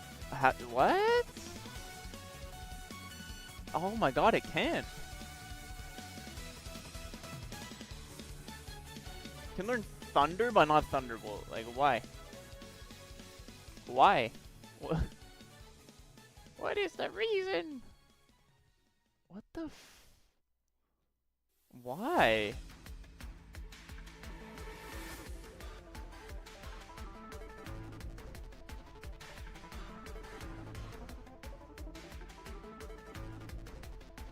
That seems so dumb, dude. Yeah, Thunder, but no Thunderbolt. Thunder Wave, Thunder. That's crazy. Thunder Punch. Alright. Alright. Kinda lame, but, you know. Whatever, man. Whatever. That's insane. I'm disappointed. Can learn Flash Cannon though, so that's cool. As some consolation, I suppose. I might just have to teach a Calm Mind then.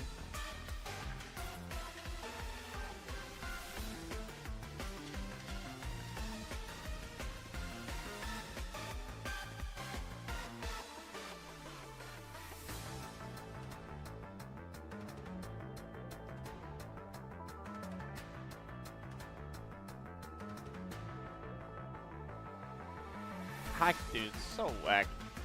So whack.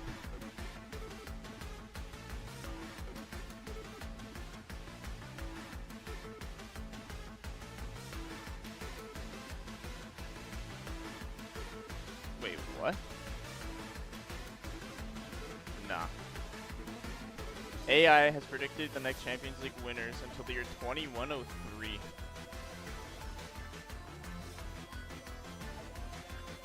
They got Barcelona winning it this year.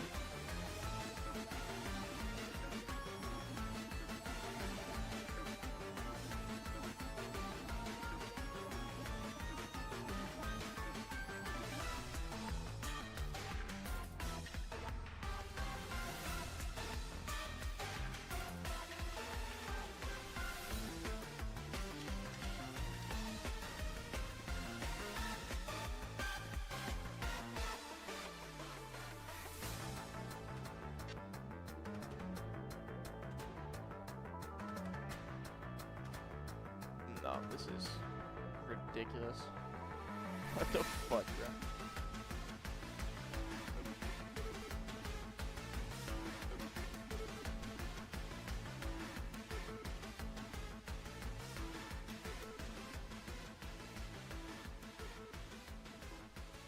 Madrid, oh my god. Oh no. 3 minutes ago. Are they clapping cheeks right now? Are they in ass right now? 2-1. Oh boy. Bernardo Silva scored in the 2nd minute. Then we got Camavinga and Rodrigo scoring. Oh boy. What's the lineup for Madrid? Oh. God, they have that's so crazy. And City's probably. Yeah. 1-1 with Arsenal right now. I'm surprised. Honestly. With the way that Bayern's been playing, I don't know, bro. Earlier in the season, I was like, there's no way we lose to Arsenal in Champions League. Great, but you never, the way things are heading, I don't really rate us, to be honest. Not right now, bro. Dyer, De Ligt, Kimmich, Davies. Hala Madrid.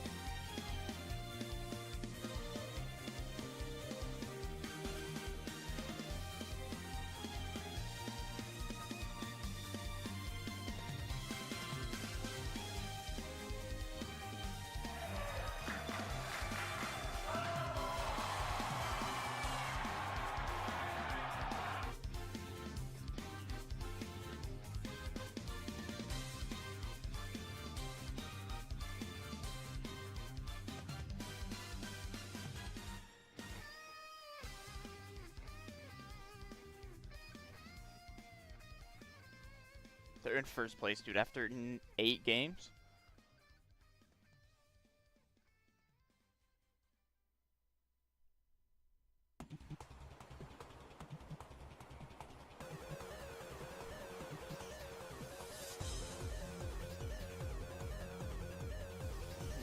They're first in the division. Or first in the league? What is it, bro? Doesn't fucking matter. They're not even. They're 6-4. When was this tweet made? This guy was acting like they're God right now. Please tell me, is Abrams back?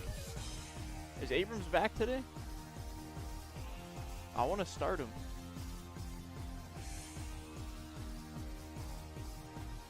Cool. Who do I have pitching? Who's? Oh my God, bro.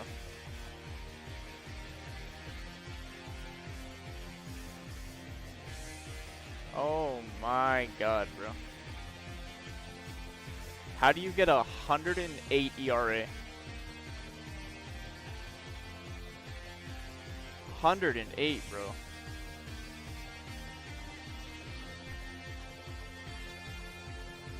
This guy has been awful this year.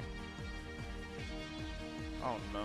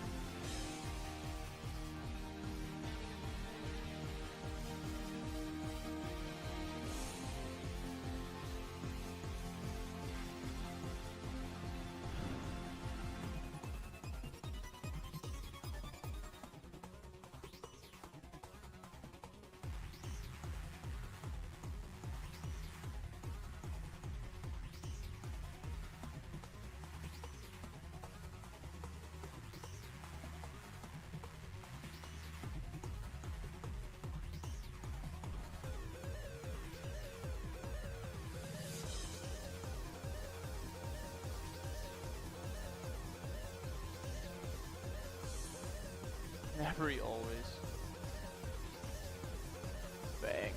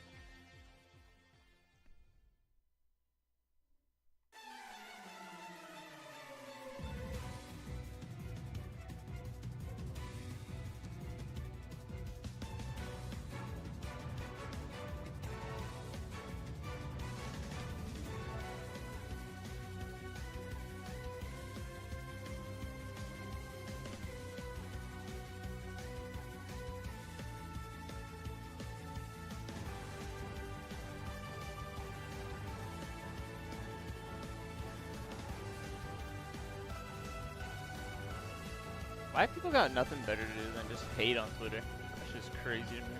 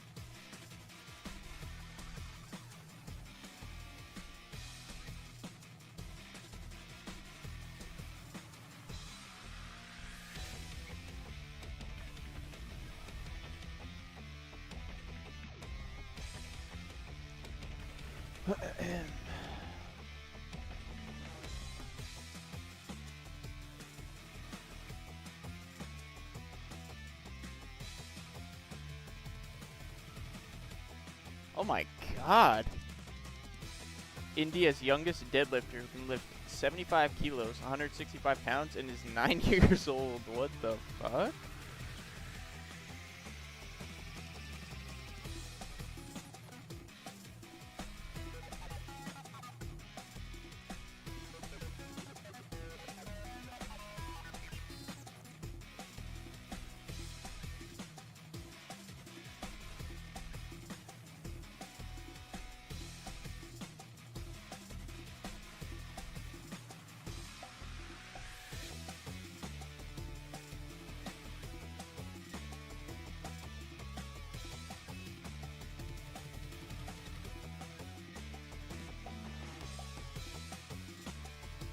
How could Thiago Alves ever make lightweight?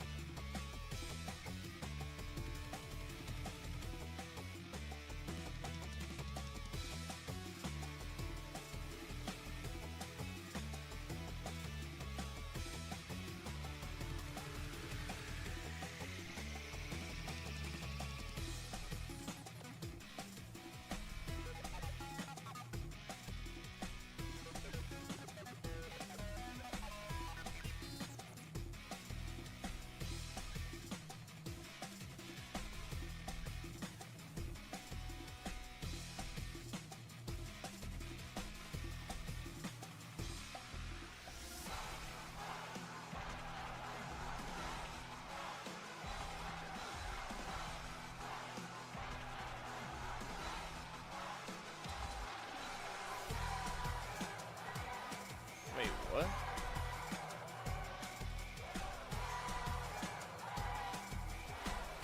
Shit himself?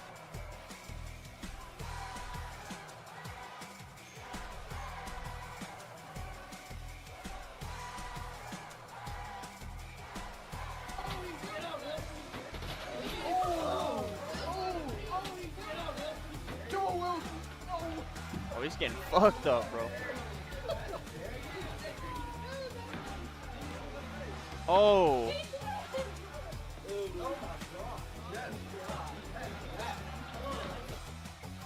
Oh no, dude. He shit himself bad. Oh boy.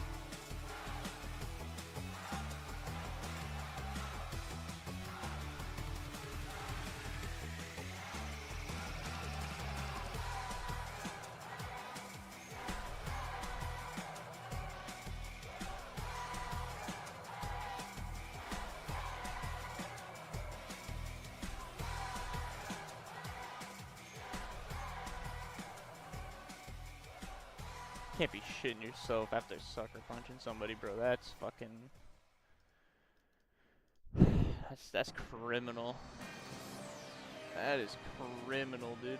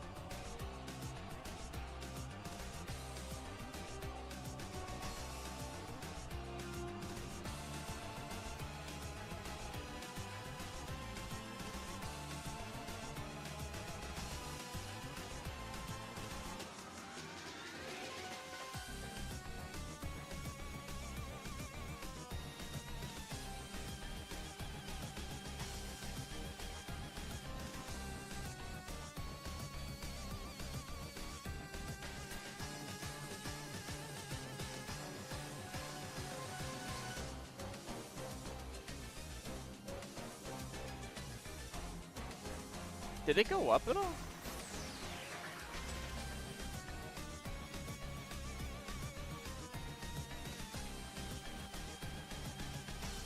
I wonder if I maxed out all my EVs.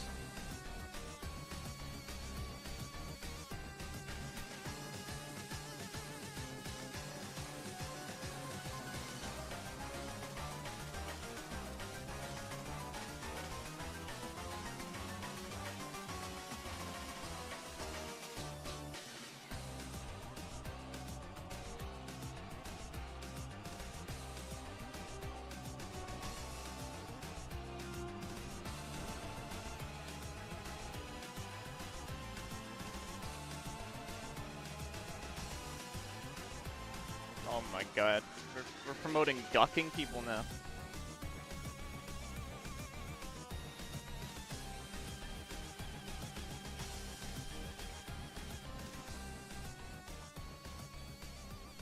Oh, Munich up 2-1. Baby. Bayern and beating Arsenal just seems to be a dynamic duo at this point.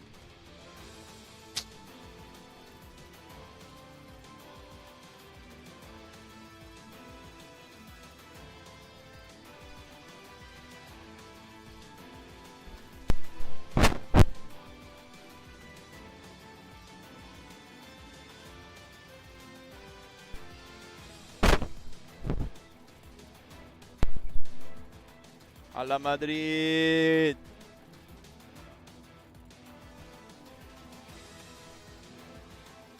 Seems like Madrid is getting most of the chances. Outpossessed, sure, but it's interesting. Dude, I'm about ready to fight this gym, I think. I don't wanna. I'm done EV training. I'm done. I'm sick of it.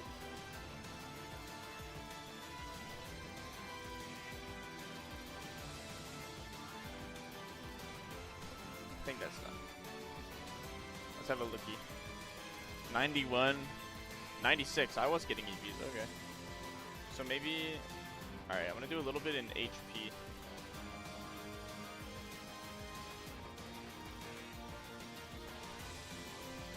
My final sets. I might do 1 or 2.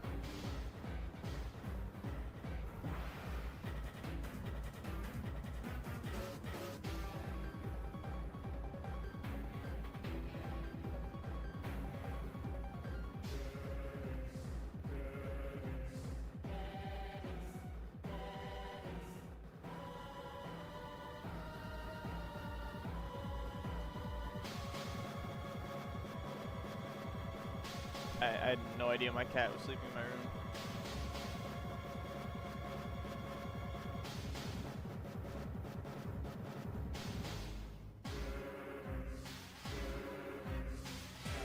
Is that a move?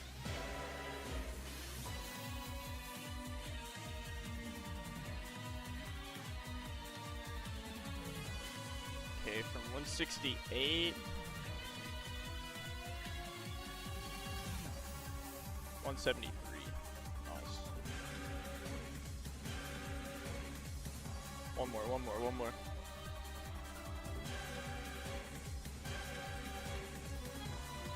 And then what do we run on him?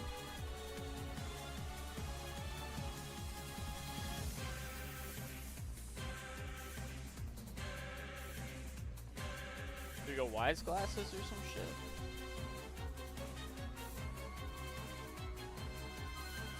Specs? Scarf? I mean, probably not Scarf.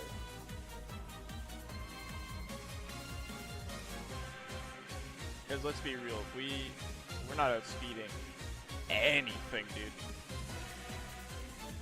We outspeed fuck all. Absolutely zero.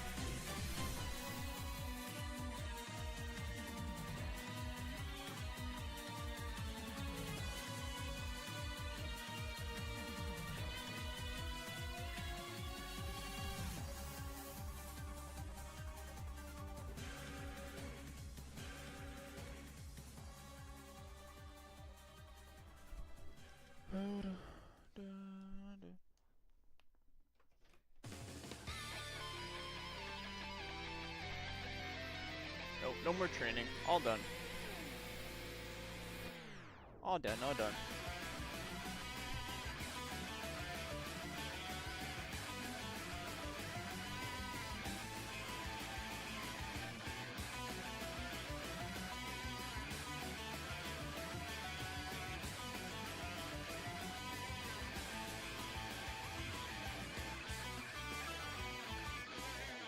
Acid armor? Nuh-uh.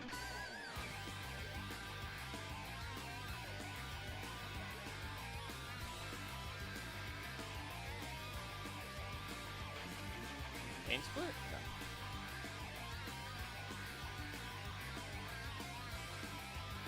So much HP. Leftovers would be ideal.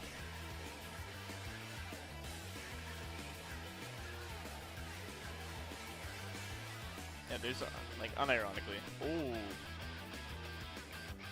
Nah. There's no wait. Should a move be deleted? No. Give up, yes. There's no point in Scarf. We could go Specs. Dude, Specs would look crazy. But then if I go Specs, what's the point of Calm Mind? Right? So I think maybe this is when we figure out items.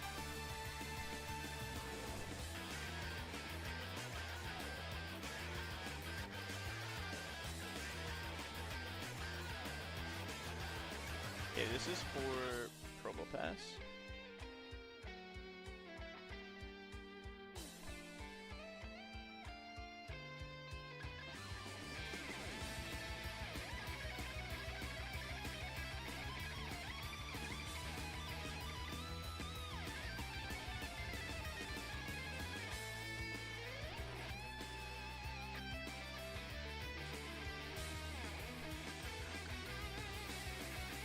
This could be some trolly shit, actually. If I ran dude, this is the tech. This is the way around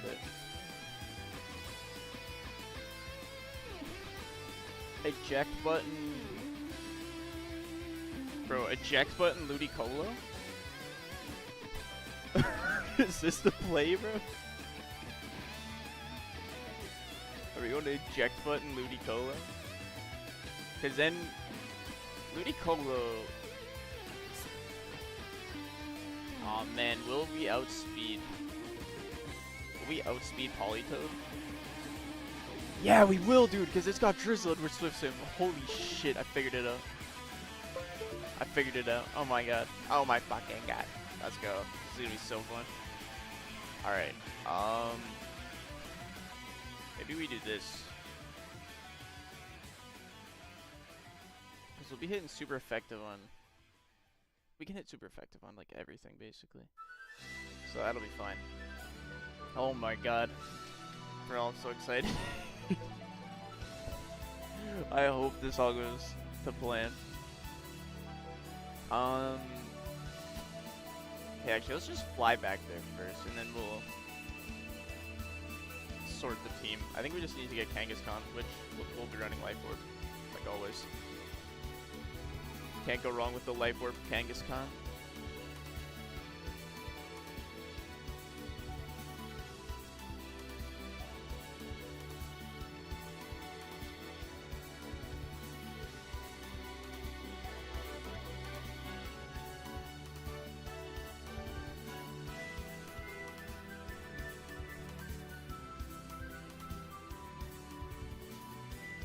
Okay.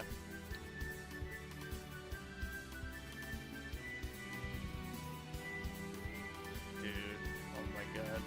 I'm hyped.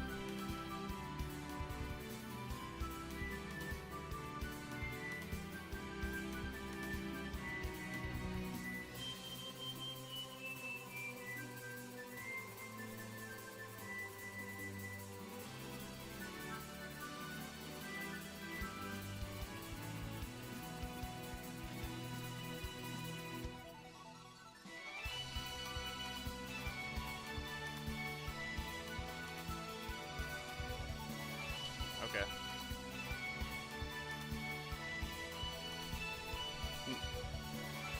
Oh, but I can't do this until the gym fight though. That's the issue. That's an issue. So maybe until then we'll give something else. This is strictly gym tech. We'll give him a magnet for now. Or maybe I should scarf him for now.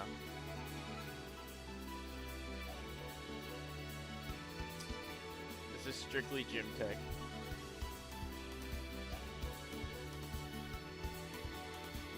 Yeah, we'll scarf him for now. Oh my god, I really hope this works. Oh my god. I forgot, we have a gym to go through before we can start, fighting the leader. There's actually things to attend to. Alright, let's go. Without further ado. The wait is finally over. The 8th gym badge within our grasp. You think they would upgrade to better drinks as you progress, but... Oh, the lily pads. Right, dude. I forgot about this.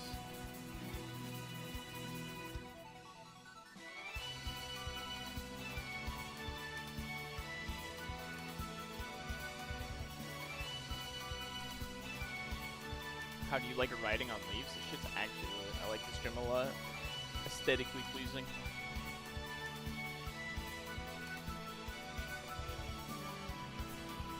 The Swift Swim eject button, Ludicolo. Unbelievable tech by myself. I have to say. Oh, dude, of course we come up against a Volt Absorbing Lantern. It could be Water Absorbed, but I think regardless we're just gonna... Oh, I forgot to put animations on. Oops.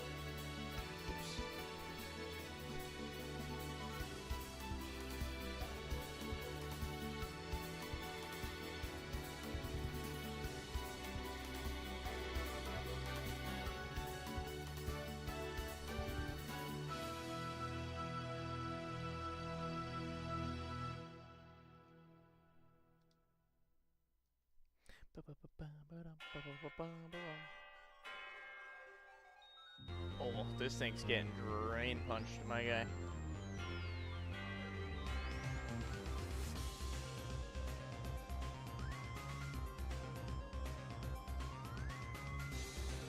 Too little, too late.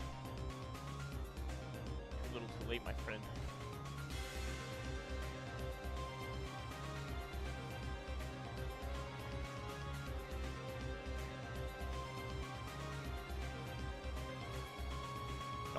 Greedy. Greedy Kabutops. I can't believe we don't Oko, but that's okay. Stone Edge. That's gotta kill.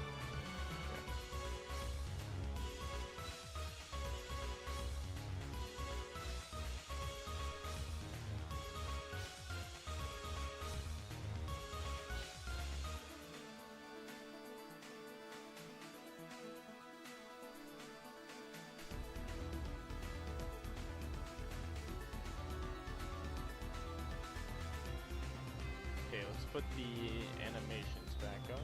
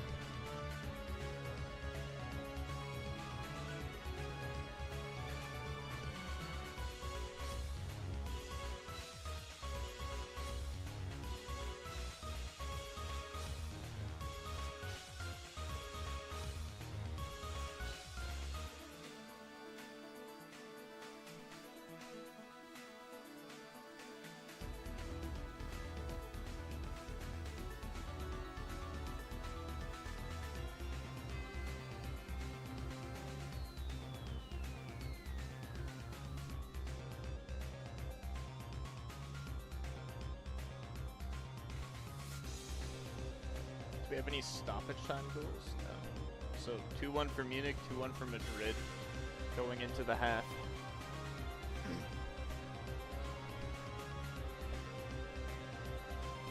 Crazy shit, crazy shit. Azu.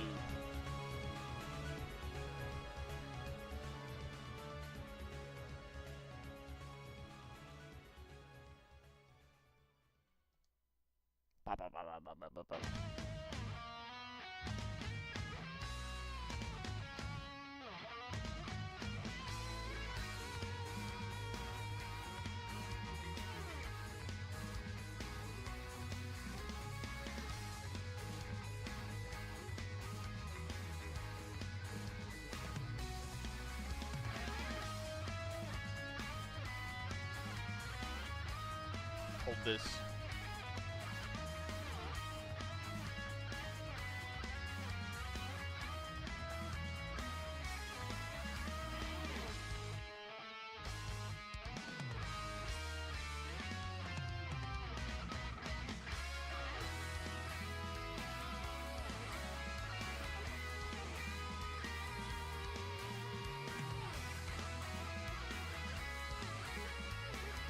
Yeah, I'm just Okoing everything here.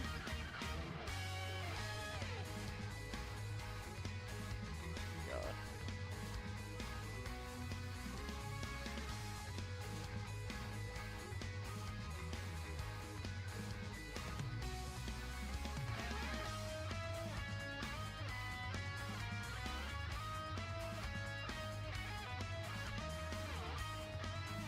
Actually, just one-shotting everything.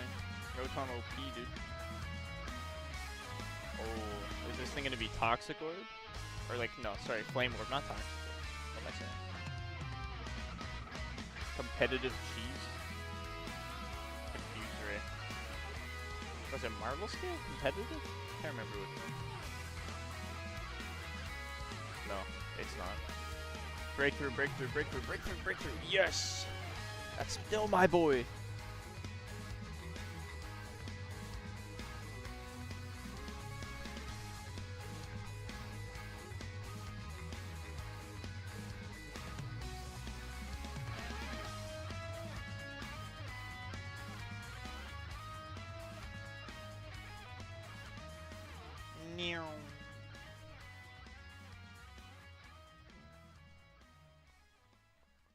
So I think there's a way to avoid fighting this guy. No. Absolutely not, I trolled. Sent the lily pad away, I trolled. Even if I wanted to Actually, wait. No, never mind. And I thought I trolled. At least I think I didn't. I don't know.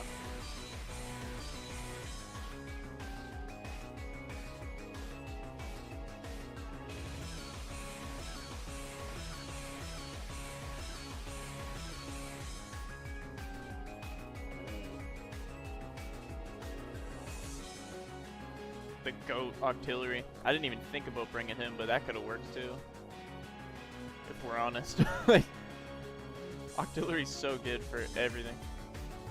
The coverage is mwah, too good. Is this thing Moxie?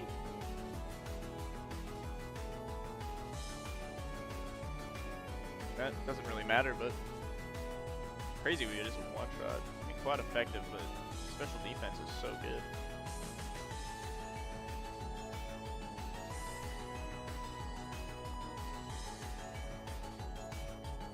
Oh my god, this is criminal. Rotom Washi. Having a field day. Oh, outsped by the Tentacle. Absolutely tanked that poison jab though. Oh, no one shot? Alright, well.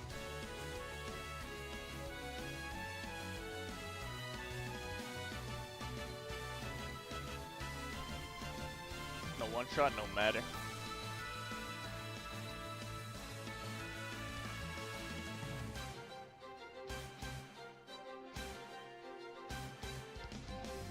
Smells good.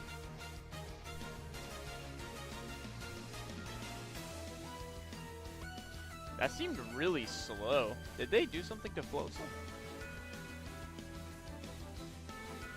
No, they did not. His HP bar looked like it was going down so slowly.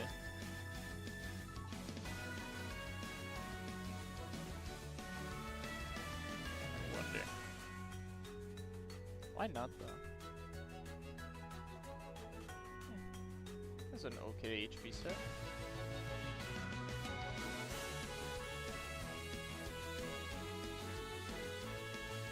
Ah!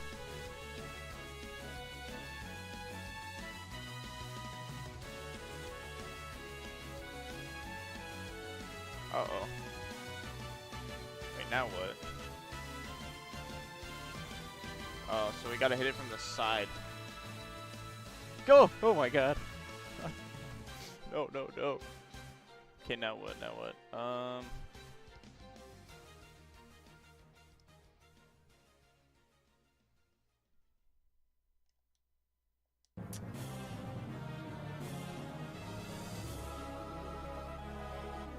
Do I have a normal ether?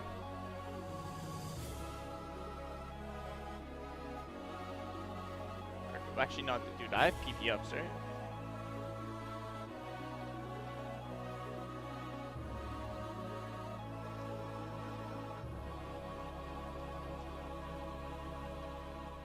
Won't have any effect.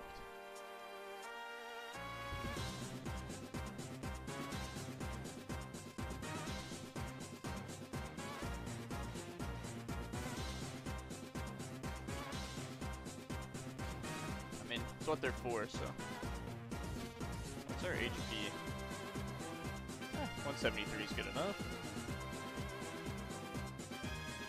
I'll use a berry juice, actually, why not?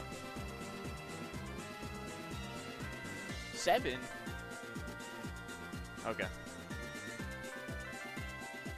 Is there a way of doing this? Without battling? I really don't want to.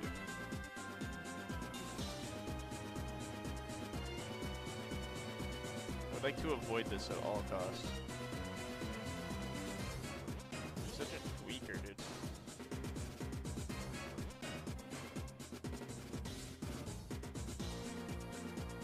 I think we have to. Oh well.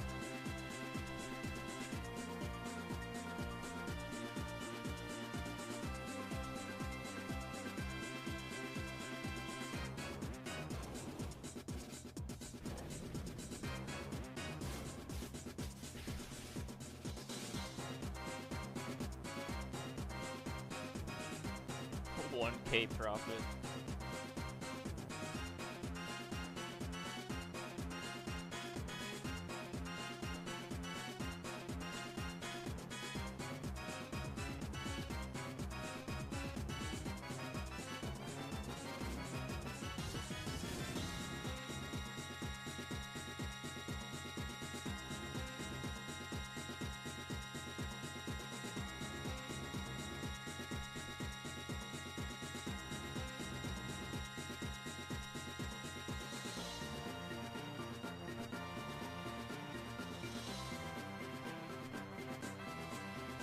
Many of you are at my cardio. They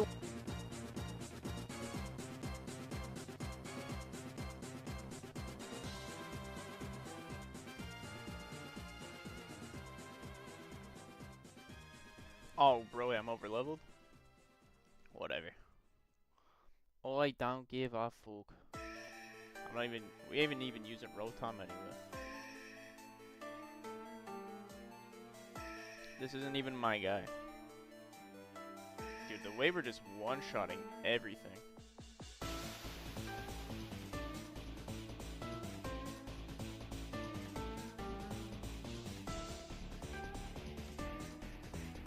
this is bad.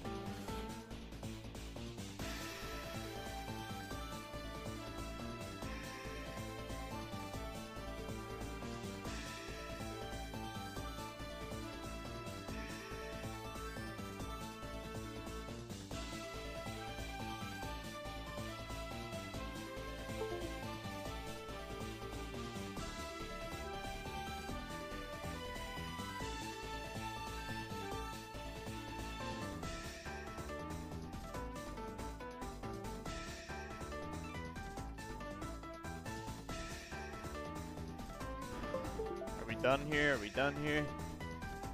Can I fight the gym leader now? Okay, now what though? Did I just troll? I reckon I trolled.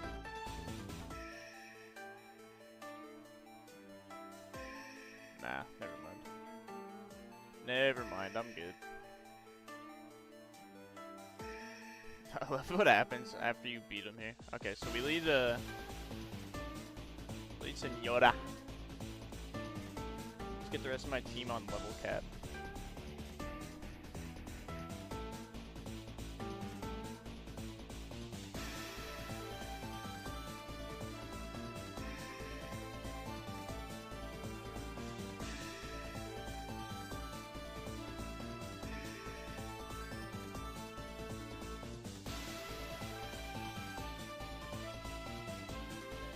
Devon, oh my god.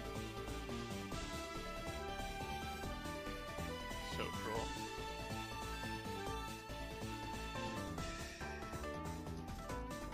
There we go. We are ready without further ado.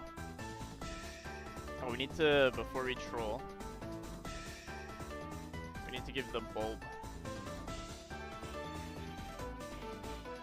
to the Probopass.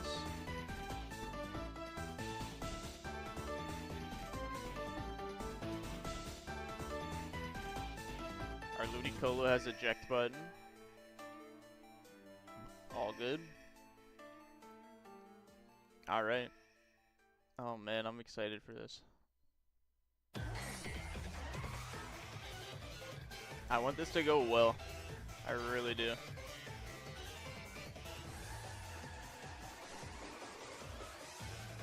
Alright, let's go.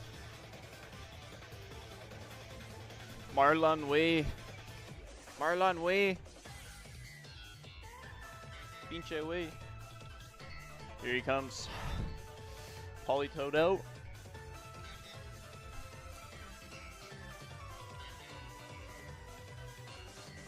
There's the drizzle. With the drizzle? No way. I'm gonna fake out first.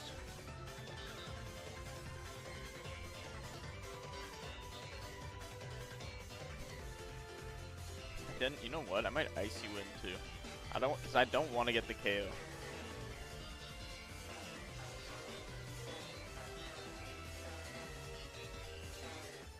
It just goes for Perish Song. It's not even gonna hit me? Interesting. I'll Icy Wind again. What's it gonna do then? Hypnosis? We're not even gonna go for an attack? There's the Blizzard. It missed. That's annoying.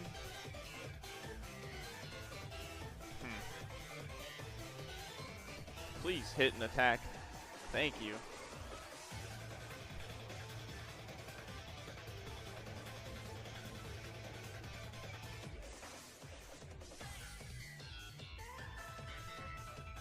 I think I just outspeed. So I might want to T-Bolt here instead. I could T-Bolt and then just fucking Rock Polish next turn and be chilling, I think. This thing's slow as shit.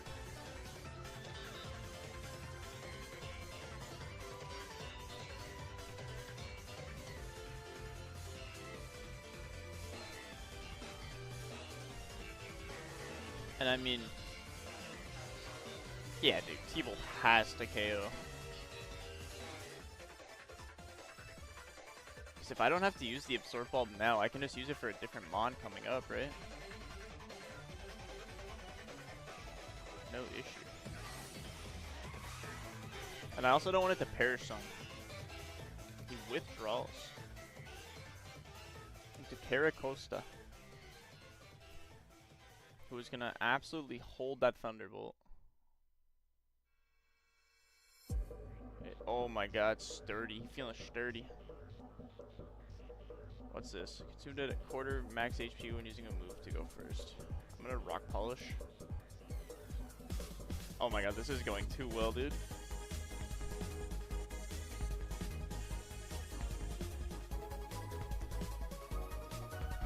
So we're a fast boy now.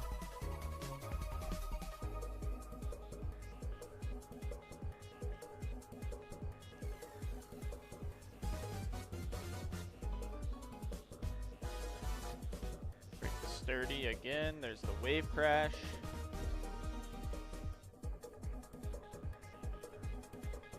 We don't even live it! Crit. Are you fucking kidding me, dude?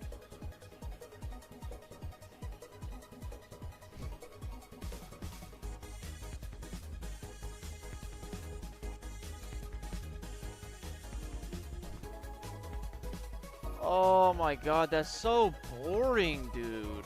Oh, you can't be fucking serious.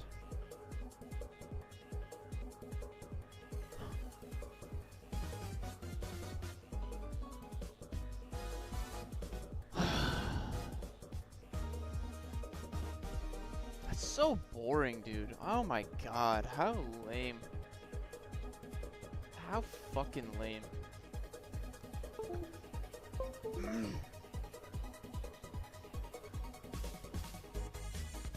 Jesus Christ, man.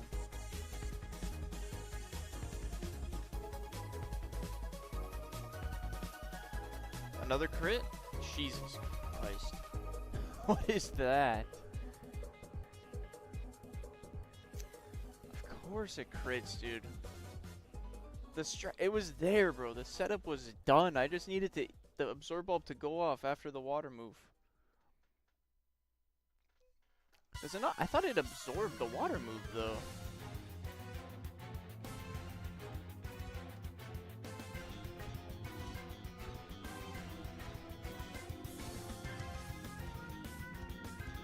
Yeah, it doesn't absorb the water move per se, but it does give you the special attack. I mean, regardless, that's so lame. Unbelievable, dude. So annoying. Why can't I have fun? Like, seriously, dude. Why can I not have fun?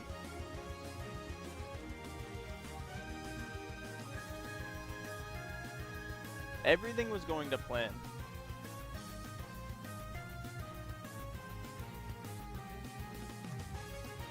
Yeah, whatever. I don't give a shit about your burn, to be honest.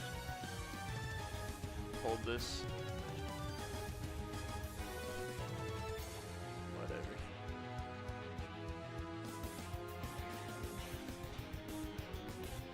Heart. Invasion and Skid Row Hardpoint out. Vista and 6-star in Search and Destroy. 6-star in Terminal out.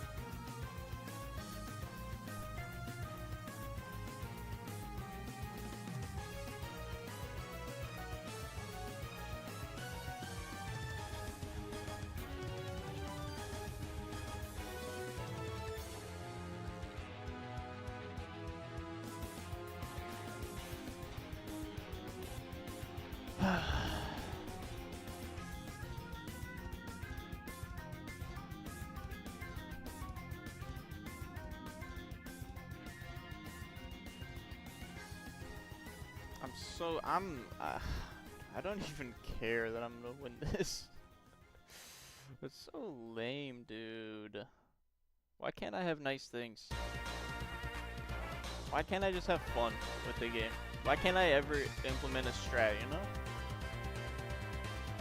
Why do I always have to resort to brute tactics like this?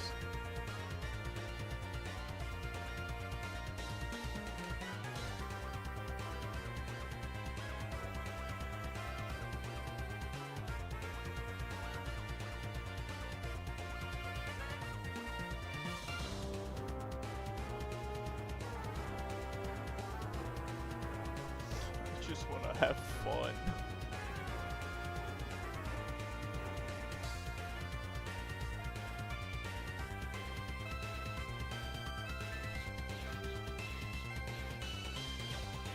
Oh man, this thing's full HP stalling. Giga Drain, Leech Seed, Leftovers, Rain Dish. What a set.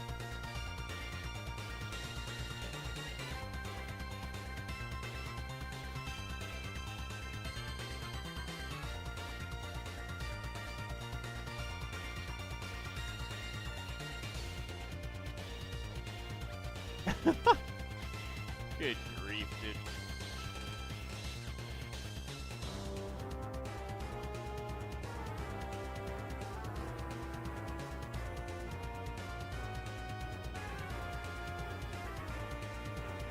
I'm so butthurt about that. It was going so well. I had the rock polish up before I even had to take the absorb, and like I was about to go ham, dude. I was about to just start popping off. What a fucking crit for you, dude. Always getting crits.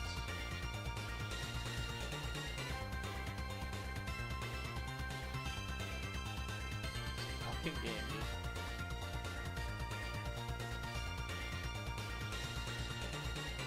Love some lefties cheese.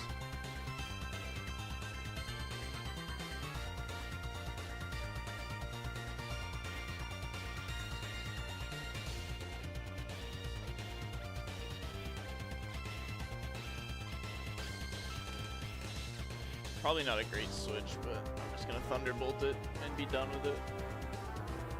Oh, it goes for Scald, so that works out.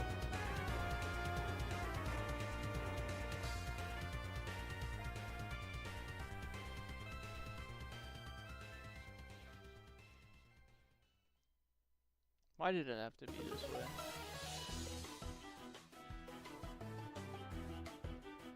Oh my god, this is so cancer.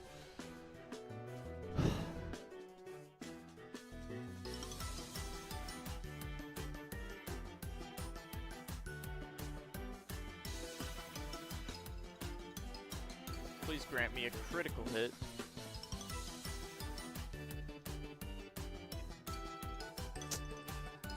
This thing's gonna be full HP.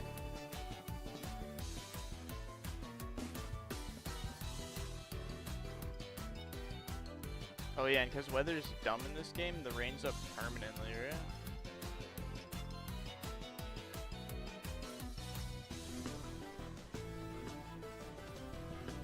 Honestly, I don't even...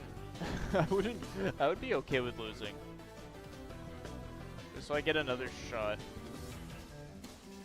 And my little strat.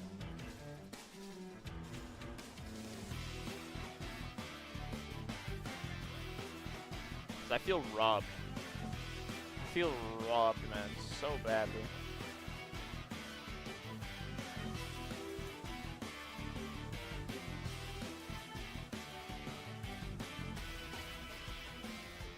I should have brought a Escavalier.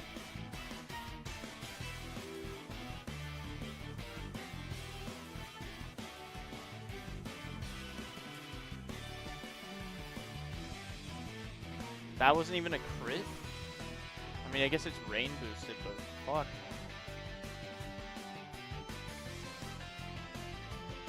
This is such a lame battle. Oh my god, dude.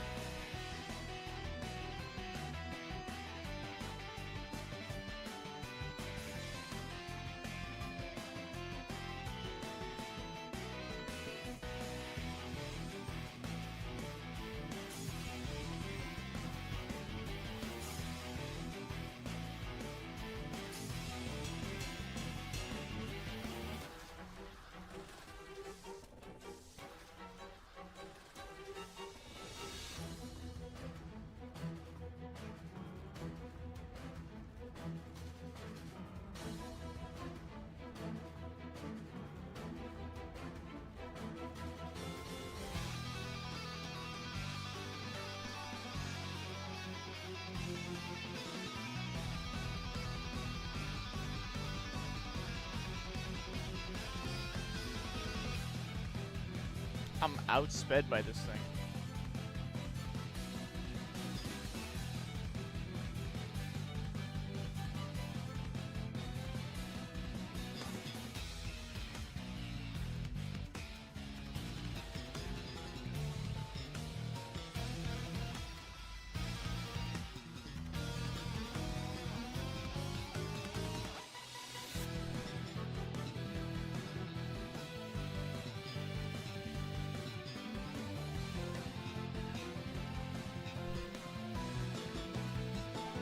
It has Aqua Jet though, so you have to be cautious.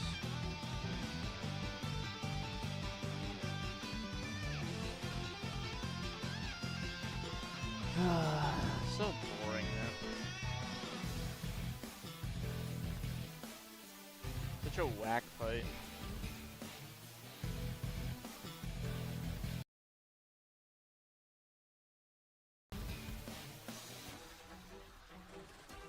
Can't have fun on this stupid fucking ROM hack, dude. Never. It's not allowed. Stock makes me want to kill myself.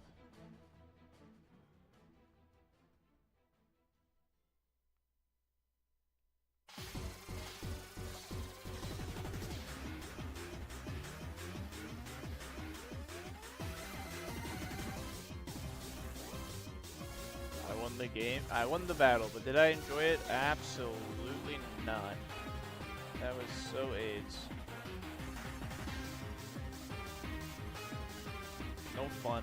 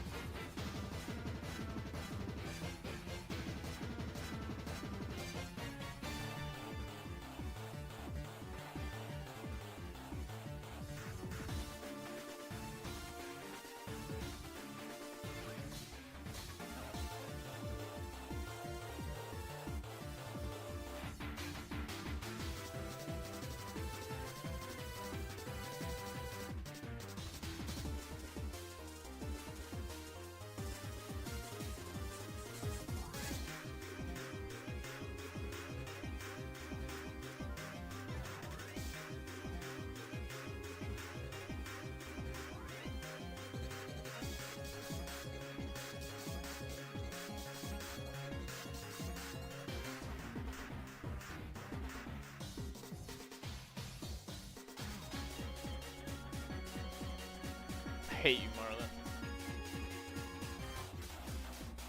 Just dibs, bro.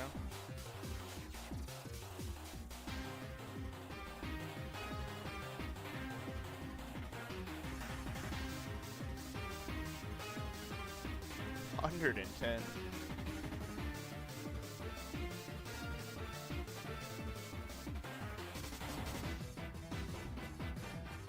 That'll be good for Swampert, I guess. I don't know if I fuck with the replay though. I don't know. I don't know. God, I'm so bummed. I really wanted that absorb ball shit to work. I was gonna full sweep with Probopass.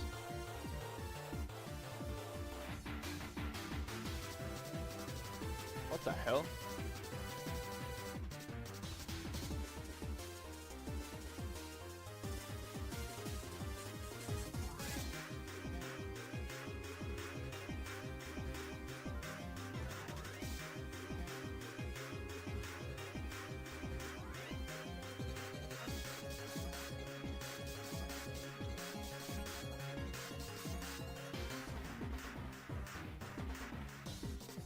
All the EV training, all the thought that went into that fight. Just for me to get critical hit wave crash by the Karakos, so.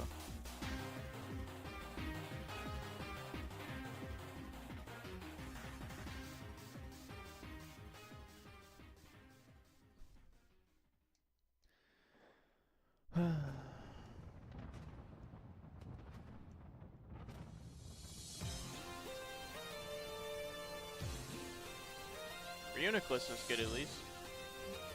Took out like 3 or 4, right?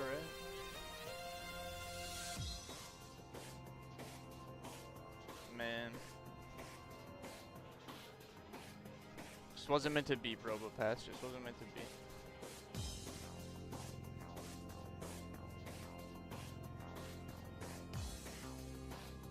Oh, we need Ludicolo actually.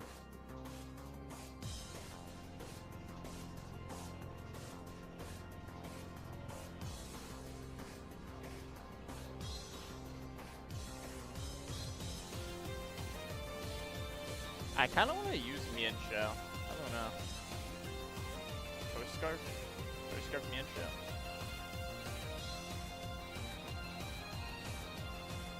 .252 speed, 252 attack, and then like, I don't know, the rest in whatever. HP. 4 HP. How does Crobat still evolve with friendship, or does it just evolve at a level?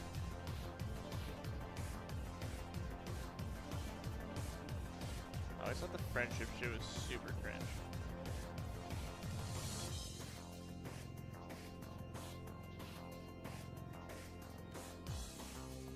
Nice, dude. I love that.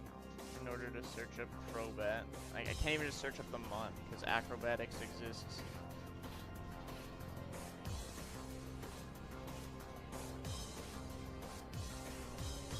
Alright. I don't really know what's coming up here. We got Zinzolin ×2.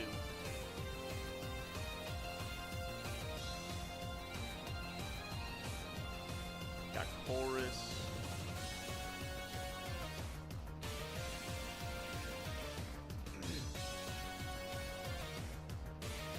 Fire type is good.